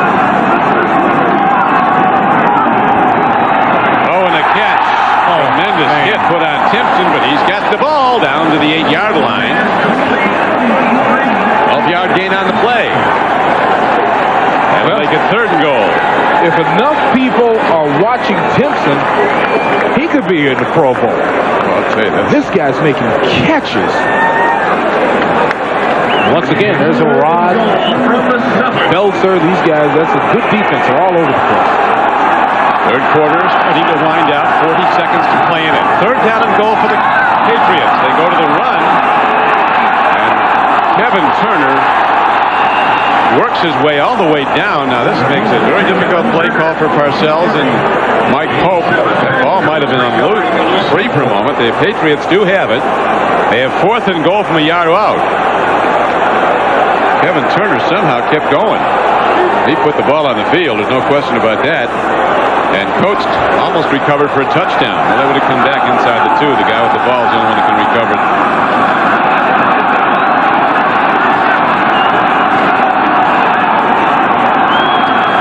But it looks like they're ruling that as a fumble. They've spotted it as a fumble. We'll see what the ruling is. The ruling on the play is a fumble and a legal recovery. The ball will be at the 1/2-yard line. Yard line. So the ball is out when his left knee hits the ground, and then Coates with a big play. The Patriots are going to take a timeout now to make this play count. Fourth down and goal from less than a yard away with 18 seconds to go in the third quarter. The Patriots have the ball a half-yard from the goal line. Breaking the huddle. Be a quarterback sneak by Bledsoe. High set. Butts is the second back. Butts is the man. He's in. Touchdown Patriots.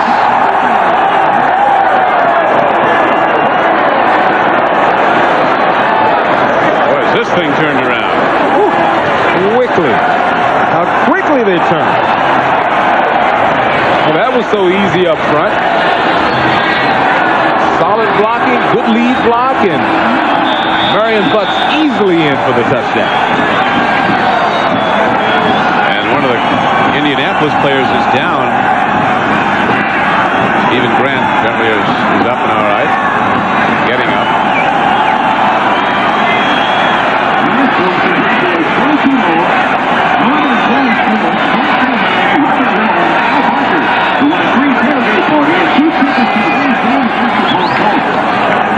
Yeah, looks like Stevens okay.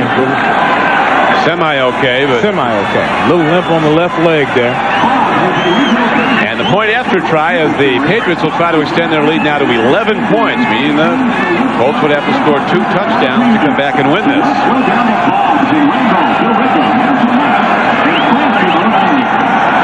The Patriots capitalizing on the first turnover of the day by the Colts, the kickoff return fumble.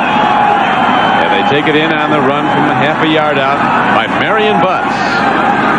That far on the field, a man who has kicked for 2 Super Bowl championship teams, and a man that Parcells called the best kicker I ever had.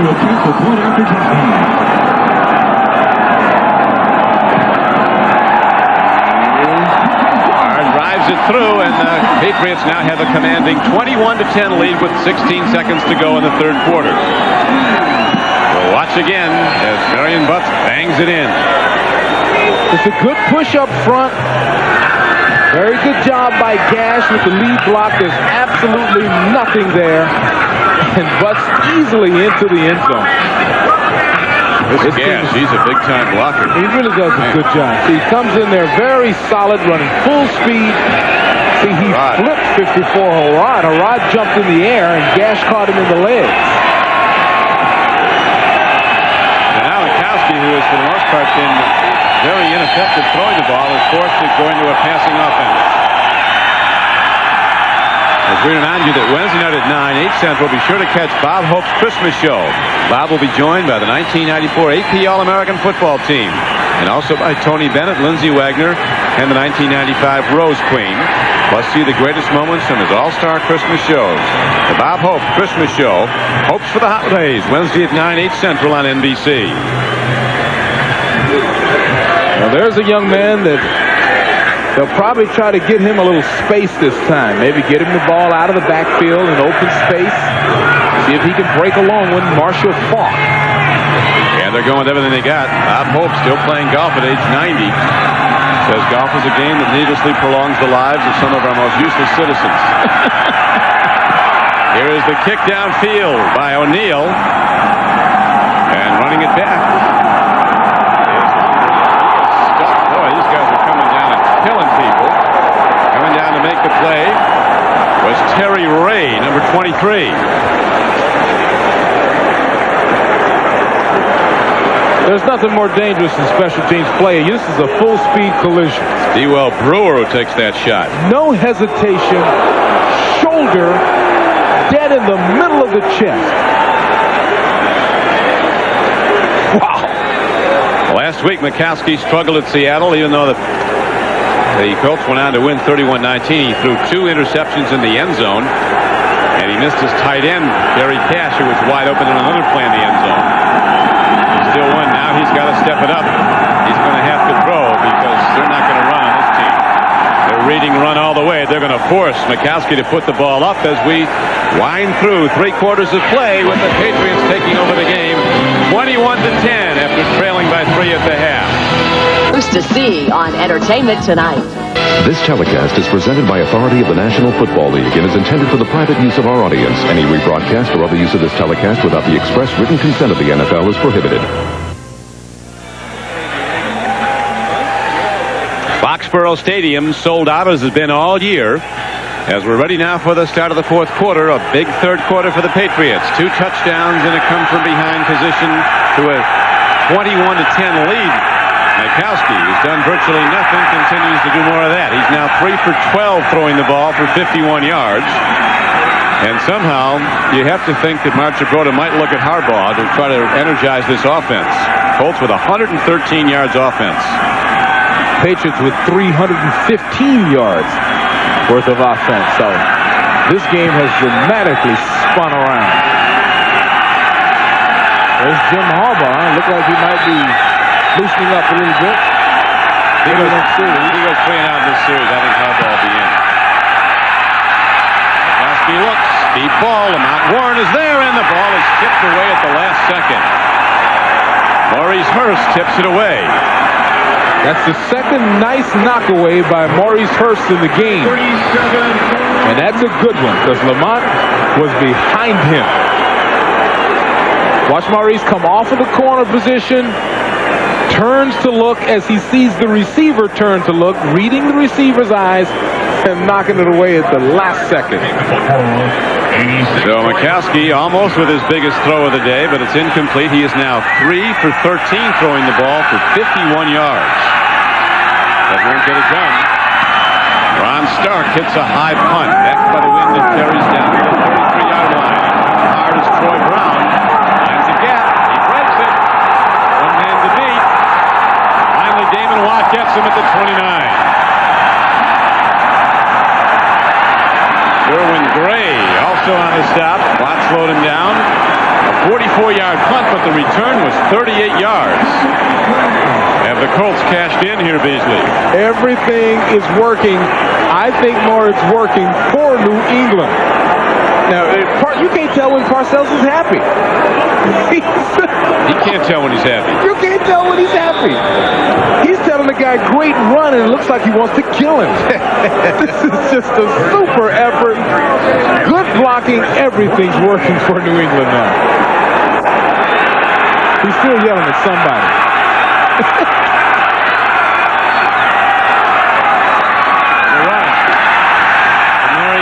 Says the Colt defense has been on the field virtually the whole second half. Yeah, that can really affect you too.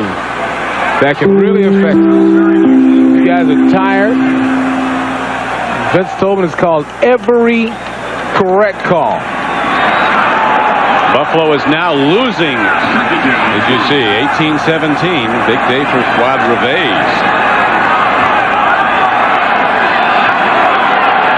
Strange score. Philadelphia with a 3-0 lead on the Steelers. If Buffalo should lose, Cleveland would be automatically in at this point of the play. Marion Butts runs the ball and takes it down to the 22-yard line with 13:48 to play. Stopped by Tony McCoy. 95, Bernard Whittington on the tackle.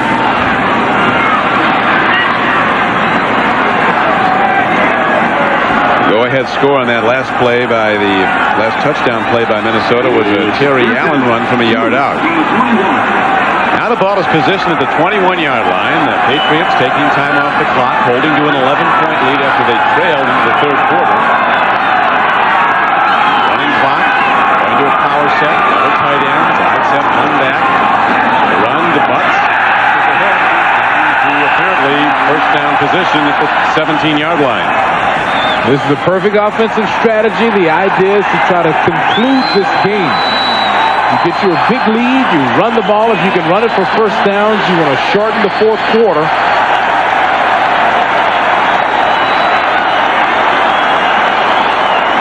The difference in the first and second half is dramatic. Indianapolis won the first half clearly. New England winning the second half.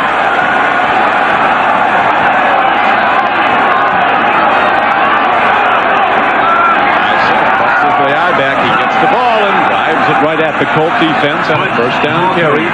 He is to the 16-yard line. Still a lot of time left if the Colts can get the ball back. 12 minutes and 20 seconds to play in the game. Total yards, an abomination from an Indianapolis standpoint. 113 is all. Butts, the big back who came in from San Diego in a trade that when the Patriots refused to meet the contract demands of a 1,000-yard rusher from a season ago. Leonard Russell is now at Denver. Back to Butts. More power football by the Patriots and down to the 13-yard line. On a 2nd and 8 play, got about 3. Patriots do a lot of scoring in the fourth quarter. It's been their best quarter by far. They've scored 86 points in the fourth quarter as compared to Indianapolis scoring just 60 in the fourth quarter. Yeah, the converse, the Colts have been disastrous scoring in the fourth quarter. They have been outscored 122 to 60 in the fourth quarter this year. Ed Marchibroda's team needing offense badly. His defense played admirably today.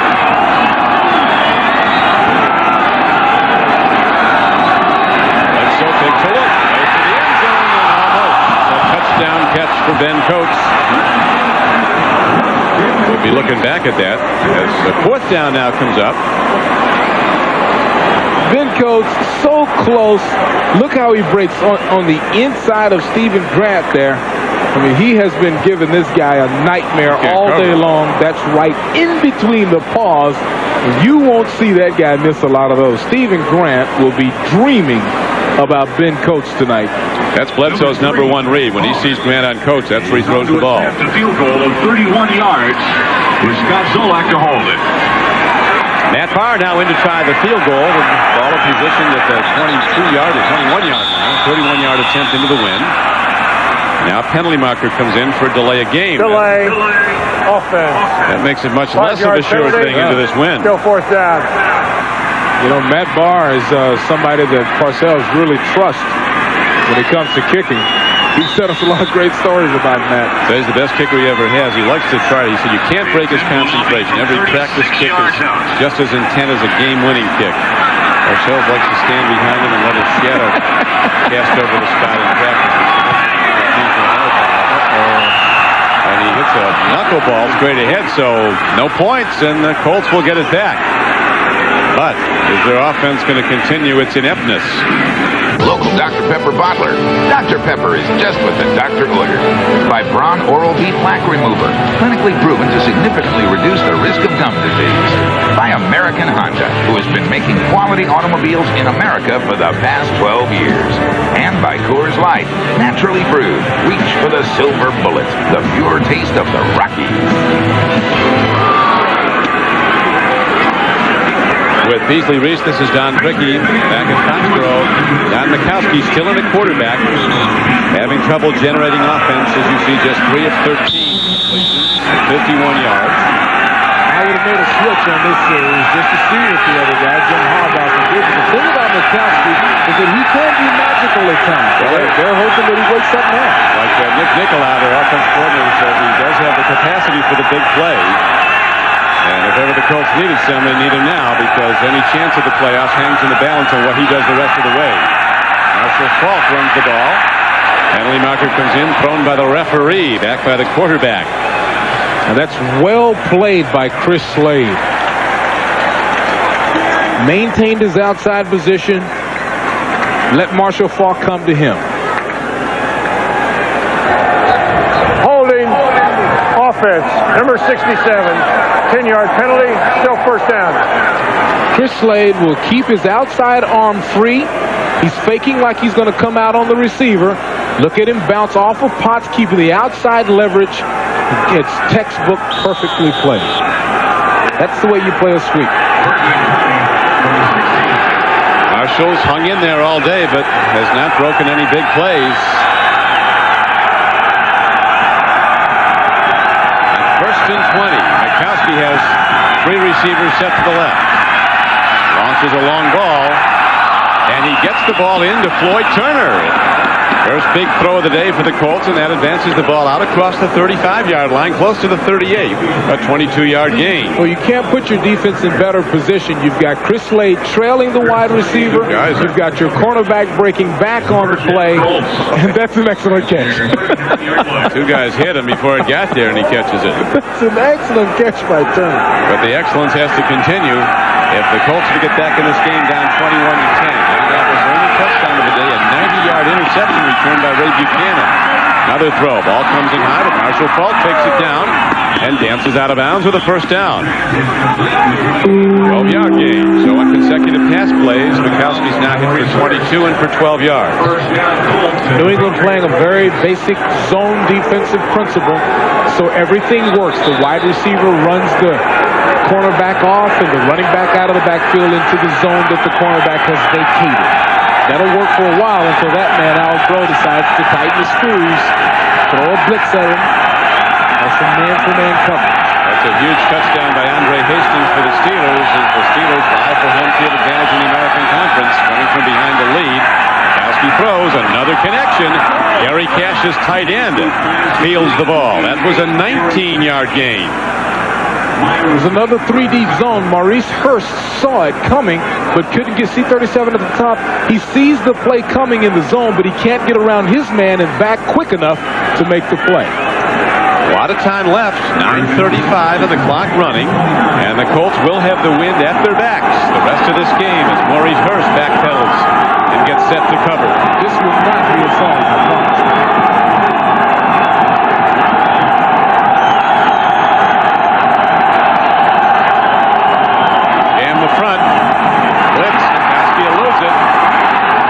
The ball downfield and has too much on it. Dawkins was in the area. And it'll be second down and 10. Mikowski doing well to elude the pass rush. They were really putting people on him.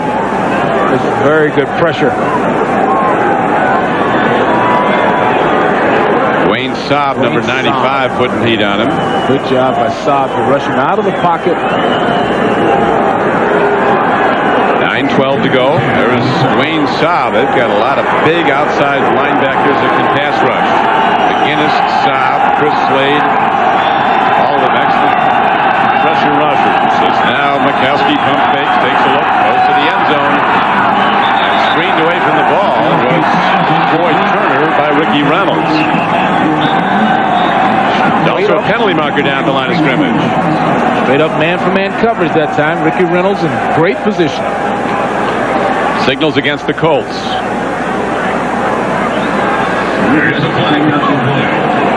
So a difficult situation grows more dire now. Parcells looking for an explanation as the Colts, instead of third down and 10, are going to be backed up on a penalty call against them. Mike Pitt says take it, mark it off. Somebody else is saying no. Illegal formation, offense, number 67, not on the line of scrimmage. Penalties decline, third down. They're going to, instead of giving him second and 15, they're going to give him third and 10. We saw the left tackle of New England with that call earlier, Bruce Armstrong. This time it's Will Wolford trying to get in position so that he can block the outside rusher. Four wide receivers, not many people in to block. Mikowski's vulnerable. Here comes the blitz. He gets it away, and it's incomplete. Delivering a throw that was close to a completion. Very good coverage by the Patriots. And then Mikowski is unloaded on as he releases the ball. And they're sending, they're sending Dean Biasucci out with all this wind behind him, down by 11 points. Try to cut it to 8. Terry Ray on the blitz that time. That's the reason Mikowski had to get rid of it so quickly. Real good call at the right time by Al Groh that time, the defensive coordinator of New England. The holder, Ron Stark, the punter, is a former decathlete from Florida State. He can run and pass. He's going to hold, and Biasucci drives it through. It's the long field goal, and it's now a 21-13 game. Back at Foxborough, a field goal by Dean Biasucci has now cut the Patriots' lead to 21-13. Biasucci ready to kick off. From his 30, Roy Thompson and Ray Britton are back. As Ted Marchand and his Colts face literally the must-win situation. They're almost absolutely out of it if they lose today. If they go to 6-8. It's home for the holidays for the Colts. They'll have their last two games at home. If they could ever pull this out, they'd be in the hunt. The Patriots looking to extend their 4-game streak to 5 as the kickoff sails downfield to the 13-yard line to Thompson. He gets it out to the 32-yard line, and that's where Drew Bledsoe and the New England offense will go on offense. Let's take a look at the AFC playoff picture.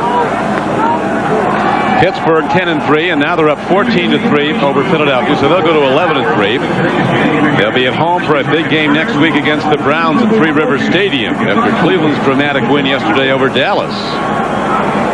That was a devastating loss for Dallas, too, because it cost them home field. San Diego 9-4, but they have a brutal schedule. San Francisco today, and they play the Jets, and then they play Pittsburgh at home. Pittsburgh really in great position to have home field. And if they get it, I think they're going to play San Francisco in the Super Bowl. Here's a handoff straight ahead. Marion Butts takes it to the 33-yard line. That loss by Miami to Buffalo last Monday night was critical to the Dolphins' chances in the dream. Really, the crusade of Dan Marino and Don Shula to make it to the Super Bowl, make it back there. They were there together in '84. Miami's almost certain to be a wild card team now. Yeah. They'll be a division champion, but they'll have to play a wild card game and almost certainly would have to play on the road to go to the Super Bowl. So badly to have home field because their home field, Joe Robbie Stadium, is the site of the next Super Bowl.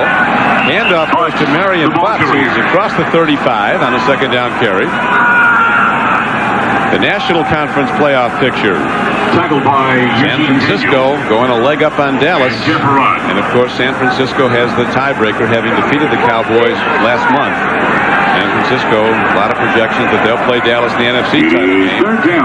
Minnesota's extended the lead over Buffalo now on a field goal to 21-17 with 2:38 to play. The end of an era could be at hand in Buffalo as the Bills would fall to 7-7 if they were beaten today.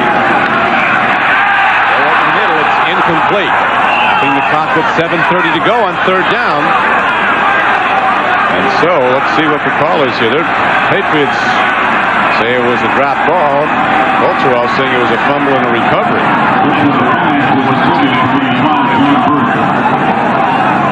All those Colts signaling third ball doesn't help. Nor does They're trying their best to get in the meeting. This is a major meeting. It was interesting. We talked to Bill Parcells yesterday about the playoff picture and speculating that, you know, you're almost certain to get in if you win the rest of your games. He said, can you get insurance on that? Too much changes week to week. Yeah, he also said that Buffalo is still the place to go. Ruling on the play, incomplete pass. Okay, this is clearly an incomplete ball. Hits the stomach before that second foot is down, before the right foot is down. The ball's on the ground. Ready to punt the ball is Pat O'Neill for the Patriots. Dewell Brewer, number 26, is back for the Indianapolis Colts. O'Neill will be punting into a strong win. Colts could get good field position, trailing by 8 with a lot of time to play. 7:30 to go. Or kick. Like one of mine.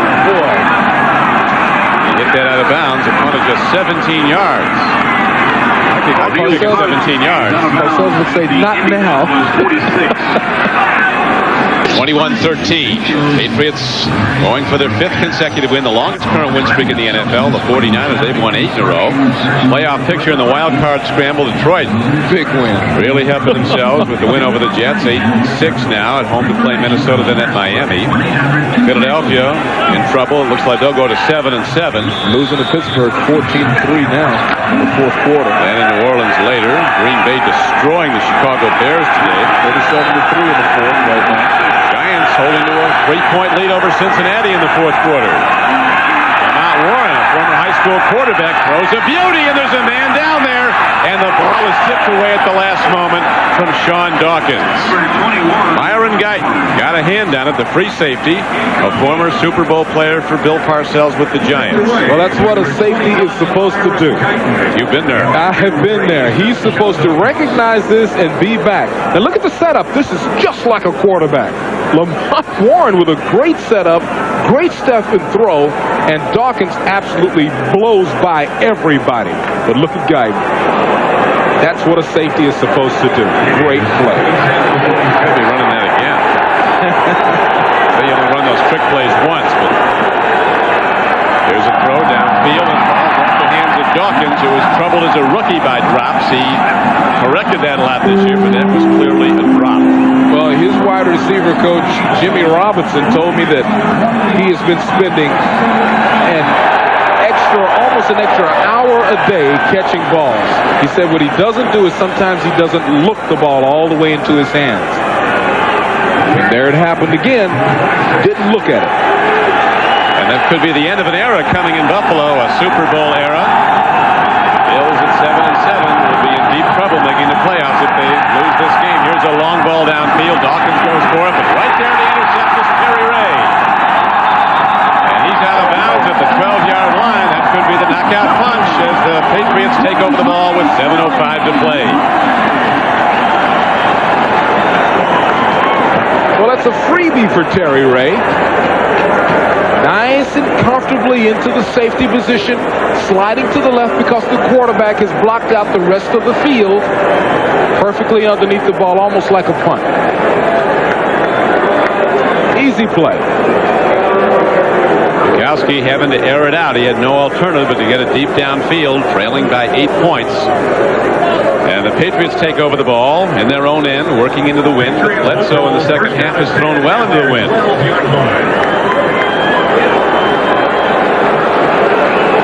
Well, New England will try to shorten the football game. They'll try to make this 7 minutes blow by.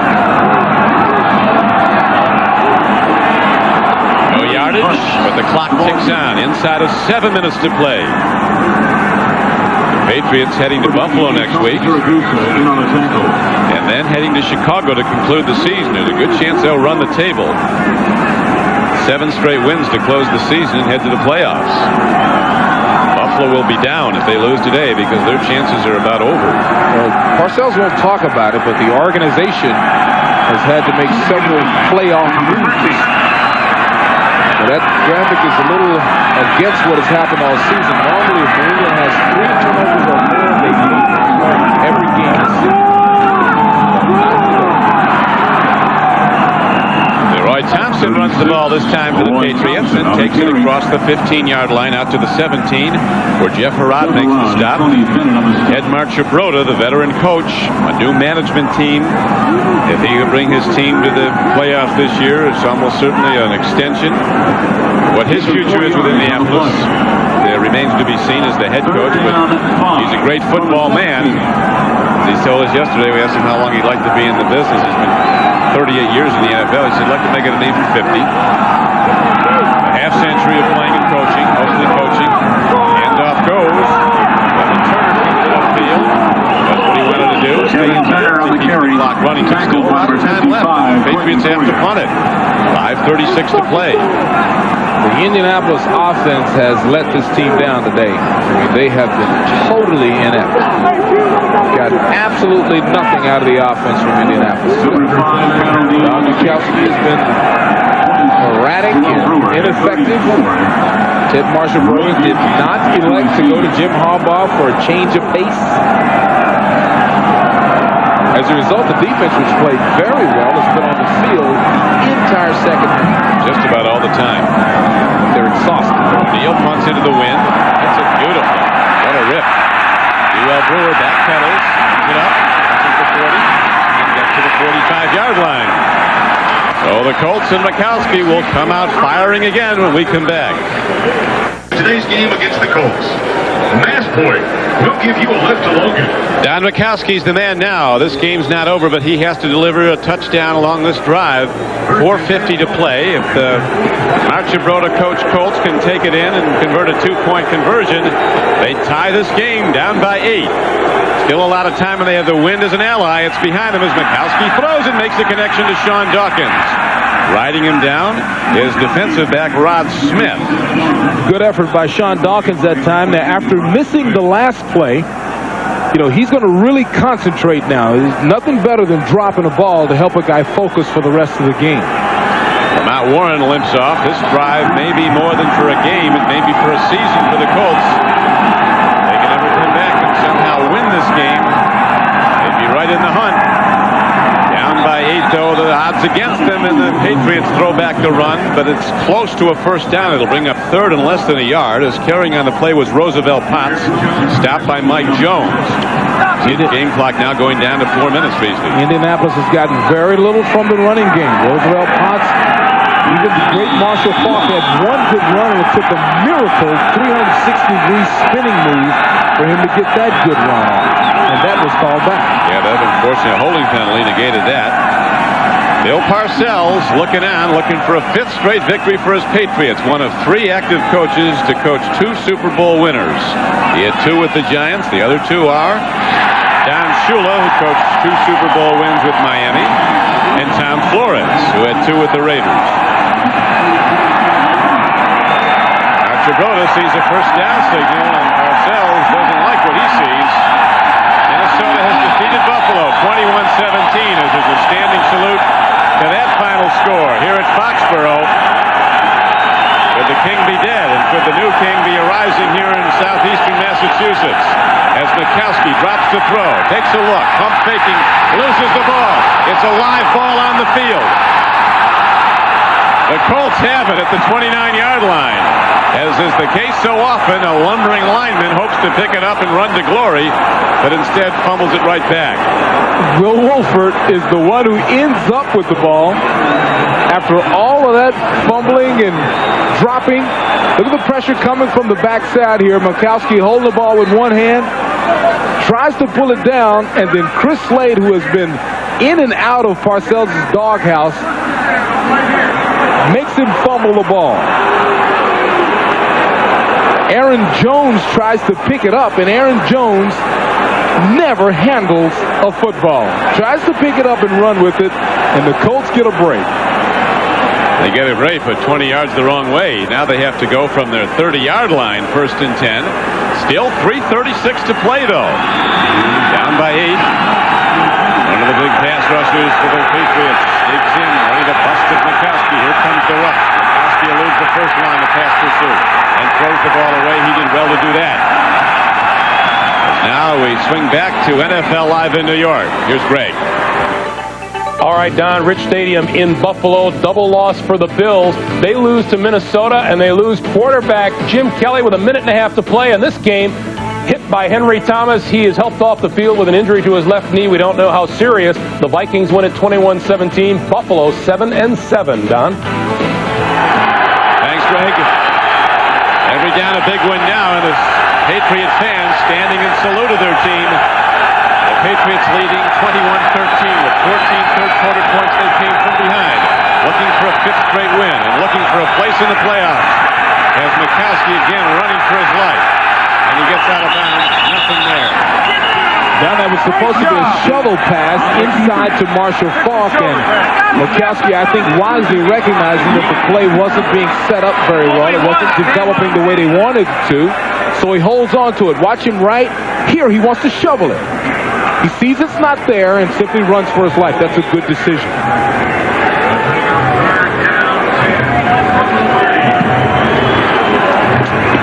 But it brings up 3rd down and 10. They, of course, will be going for it on both downs. They have no alternative with 3:25 to play at their 30. Dawkins comes wide to the right. He's been quiet. He's their best deep threat. Mikowski drops. Here comes the blitz. Vincent Brown, a sidearm throw, intercepted. The ball's picked off by Harlan Barnett. He's not done. Harlan Barnett is all the way down inside the 20 to the 18-yard line. And the Patriots' playoff hopes continue to rocket. 22-yard return. Mikowski with really no time to do anything. They're just overrunning the Indianapolis pass blocking. Such an ill-advised throw. Mikowski in trouble from the start of this play. And Harlan Barnett simply does an absolute perfect job of taking the ball, getting as much as he can, and going to the ground. I've never seen a day, I've never done a football, I've never broadcast a game where the defensive backs made more spectacular plays. It really is. Both sides a highlight of the reel. It has been absolutely excellent.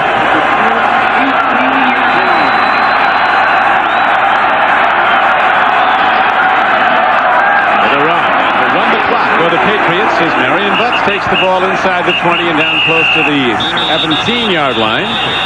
Stopped by Tony Bennett.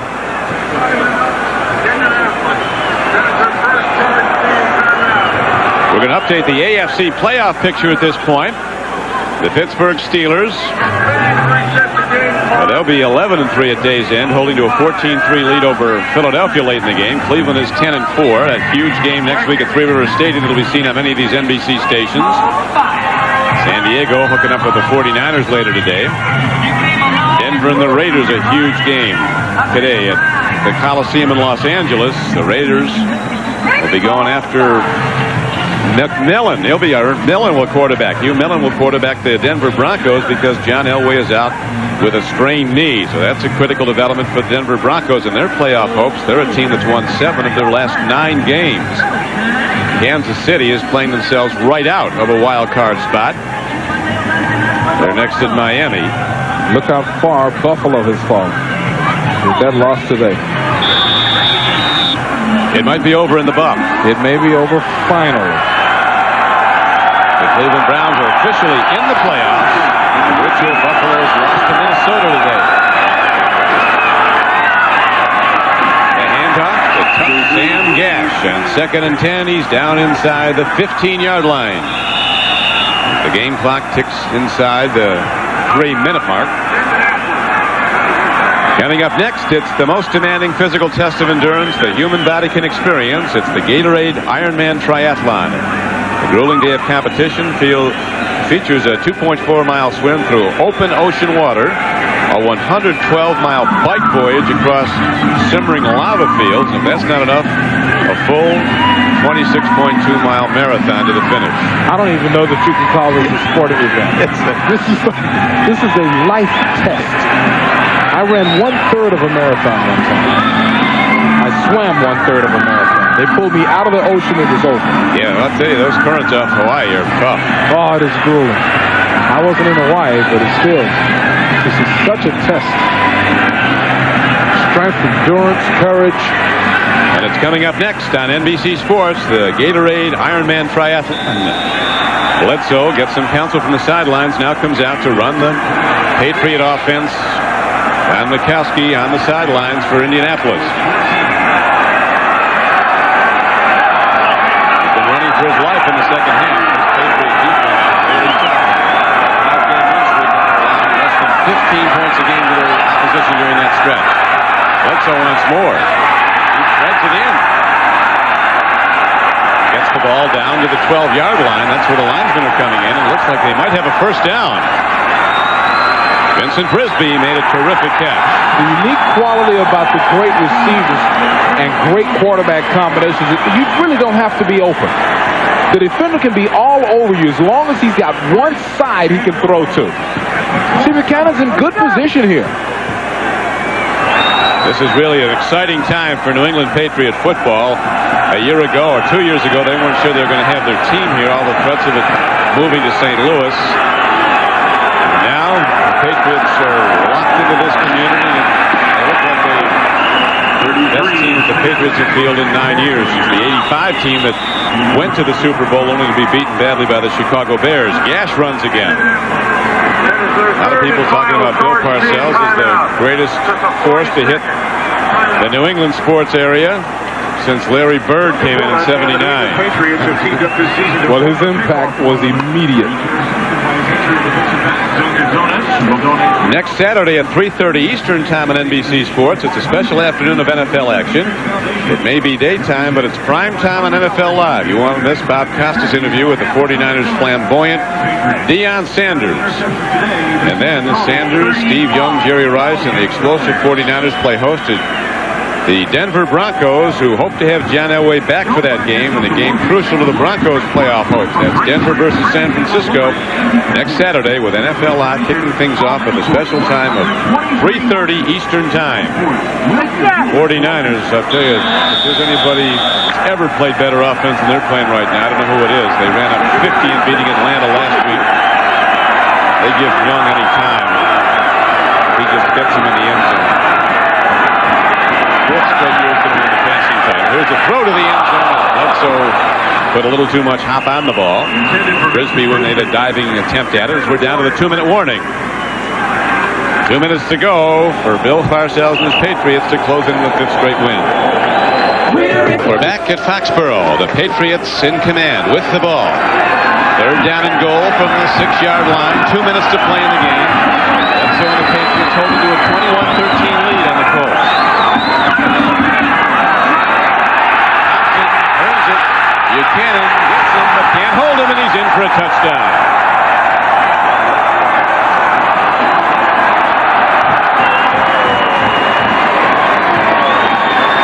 (27-13).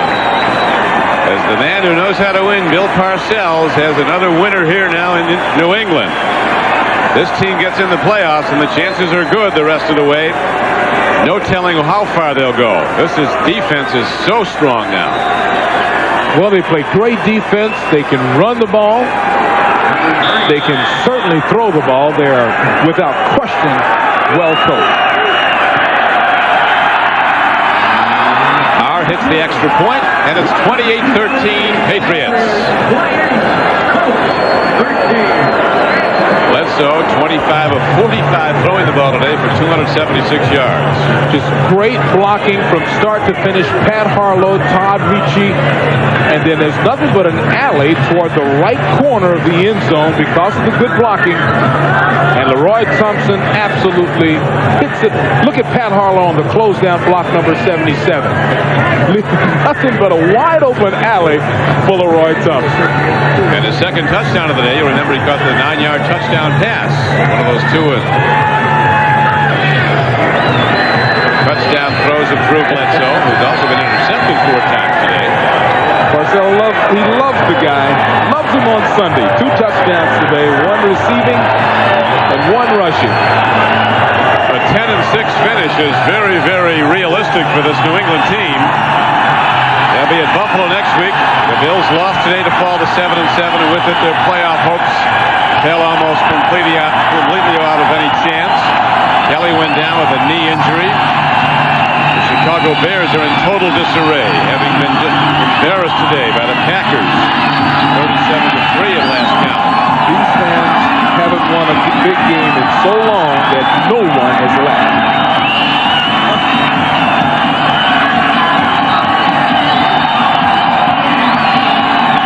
No one has left the stadium.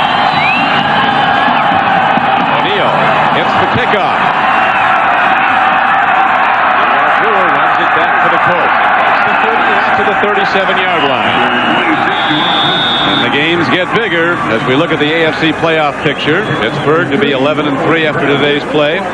Cleveland now 10-4. San Diego 9-4, but a tough season the rest of the way for the Chargers. And the rest of the contenders, the wild hopefuls in the AFC. And look at New England Buffalo. That's going to be a big game next week. Next Sunday here on NBC Sports. The Patriots go to Buffalo. The Bills, every Patriots fan remembers, beat the Patriots earlier this season when they tore apart the New England pass defense early on. There's a terrific catch by Sean Dawkins, but much too late to bring his team back. He did get out of bounds with 1:45 to play. $1,000 gift certificate to Staples will be donated to a New England high school in the name of the New England Patriots advance. Marshall Faulk has gained only 14 yards in the second half for Ted Marchibroda's Colts. Only 52 yards for the game. But we have to salute Marshall Faulk for being here. He came out of a hospital bed to play in this game. He's running as a wide receiver now down the field. Mikowski takes a look. Lets it go long. Dawkins drops it at the 9-yard line. Had it and lost it. And Dawkins looks like he's injured. He pulled a left hamstring. He had his hands out and lost it. Yeah. So Sean Dawkins is looks like an injury to his left leg. And incomplete pass stops the clock with 1:39 left to play. Well, look at this again, Beasley. Well, the Colts only have 2 weapons on offense. It's this kid, Sean Dawkins, and number 28, Marshall Faulk. And boy, Sean had a real good shot at that ball, but when he went down, it looks like he pulled a muscle in his leg. Cincinnati and the Giants tied up 20-all now. So that could be heading to overtime. As Sean Dawkins is attended to. Seattle moves in front of Houston 3-0 in a late starting game.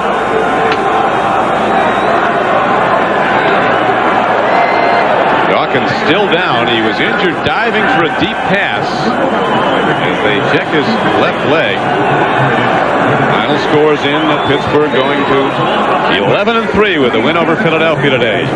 Right at the end of the play, I'm telling you, you don't see anything, but him grab the back of that leg. That's definitely looks like a hamstring. Yeah, it looks like a hamstring.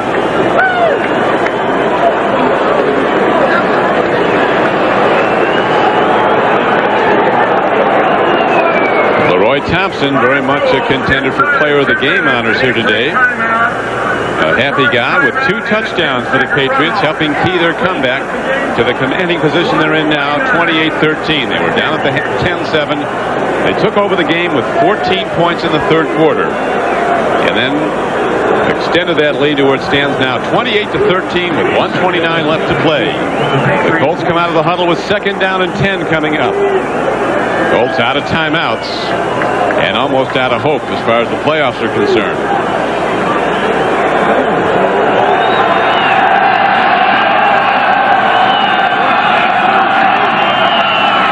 We're going to be sure we get this right. And now we're ready to play. Sean Dawkins goes off. He was limping, but he was on his feet. Good to see. With a apparent hamstring pull.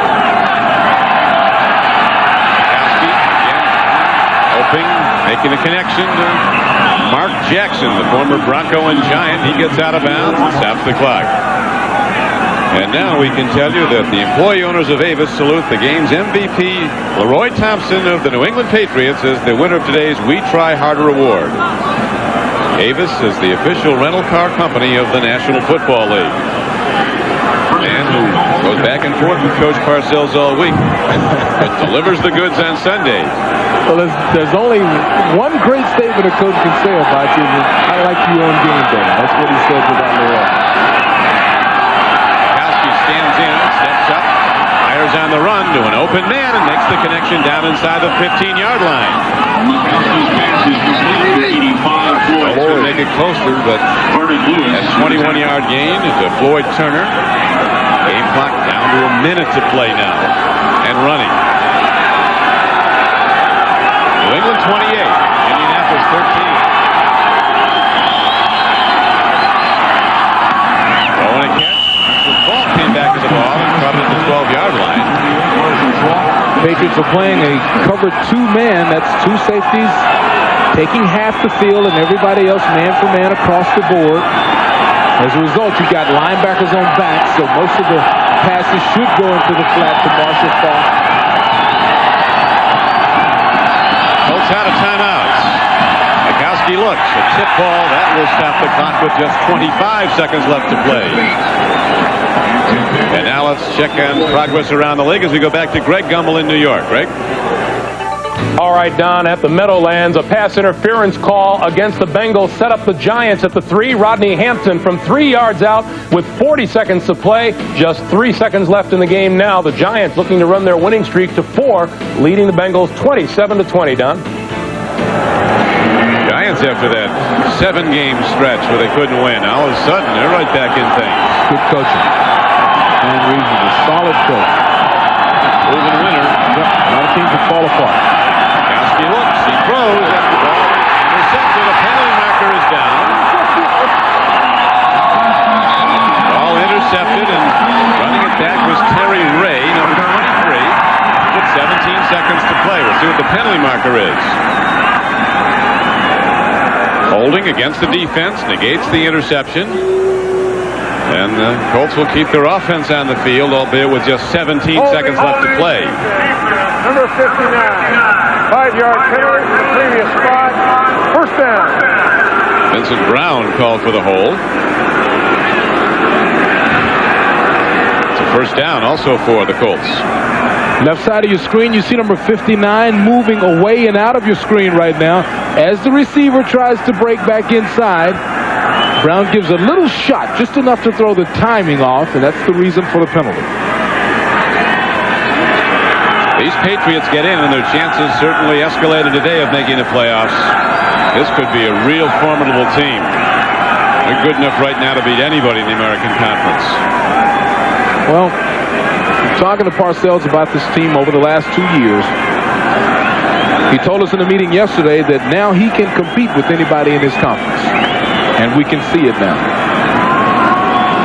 Well, this game draws to a conclusion. We remind you that one of the most demanding tests in all of sport, the Gatorade Ironman Triathlon, will be coming up next year on NBC. off the coast of Hawaii. 2.4-mile swim in open ocean. 112-mile bike ride through simmering lava fields. You know what people won't believe is the sight of literally hundreds of athletes swimming. Yeah. Churning the water. He fires. It's tipped and incomplete with 13 seconds left to play. And what great games coming up on NBC Sports. Down the line next Saturday, Denver goes to Candlestick Park to play the 49ers. And on Sunday, these Patriots head into Buffalo to play the Bills, who were stunned today by Minnesota. And then next week, it's the Steelers and the Browns. Locking up for what very well might decide the AFC Central title. Pittsburgh to win today as the Giants came back to beat Cincinnati. And that could do it, as the ball game is going to end on that play. Chris Slade getting to the quarterback. And a standing salute to Bill Parcells and his Patriots. Winners of 5 straight. They're now 8-6 with more good things to come. We'll be back in a moment.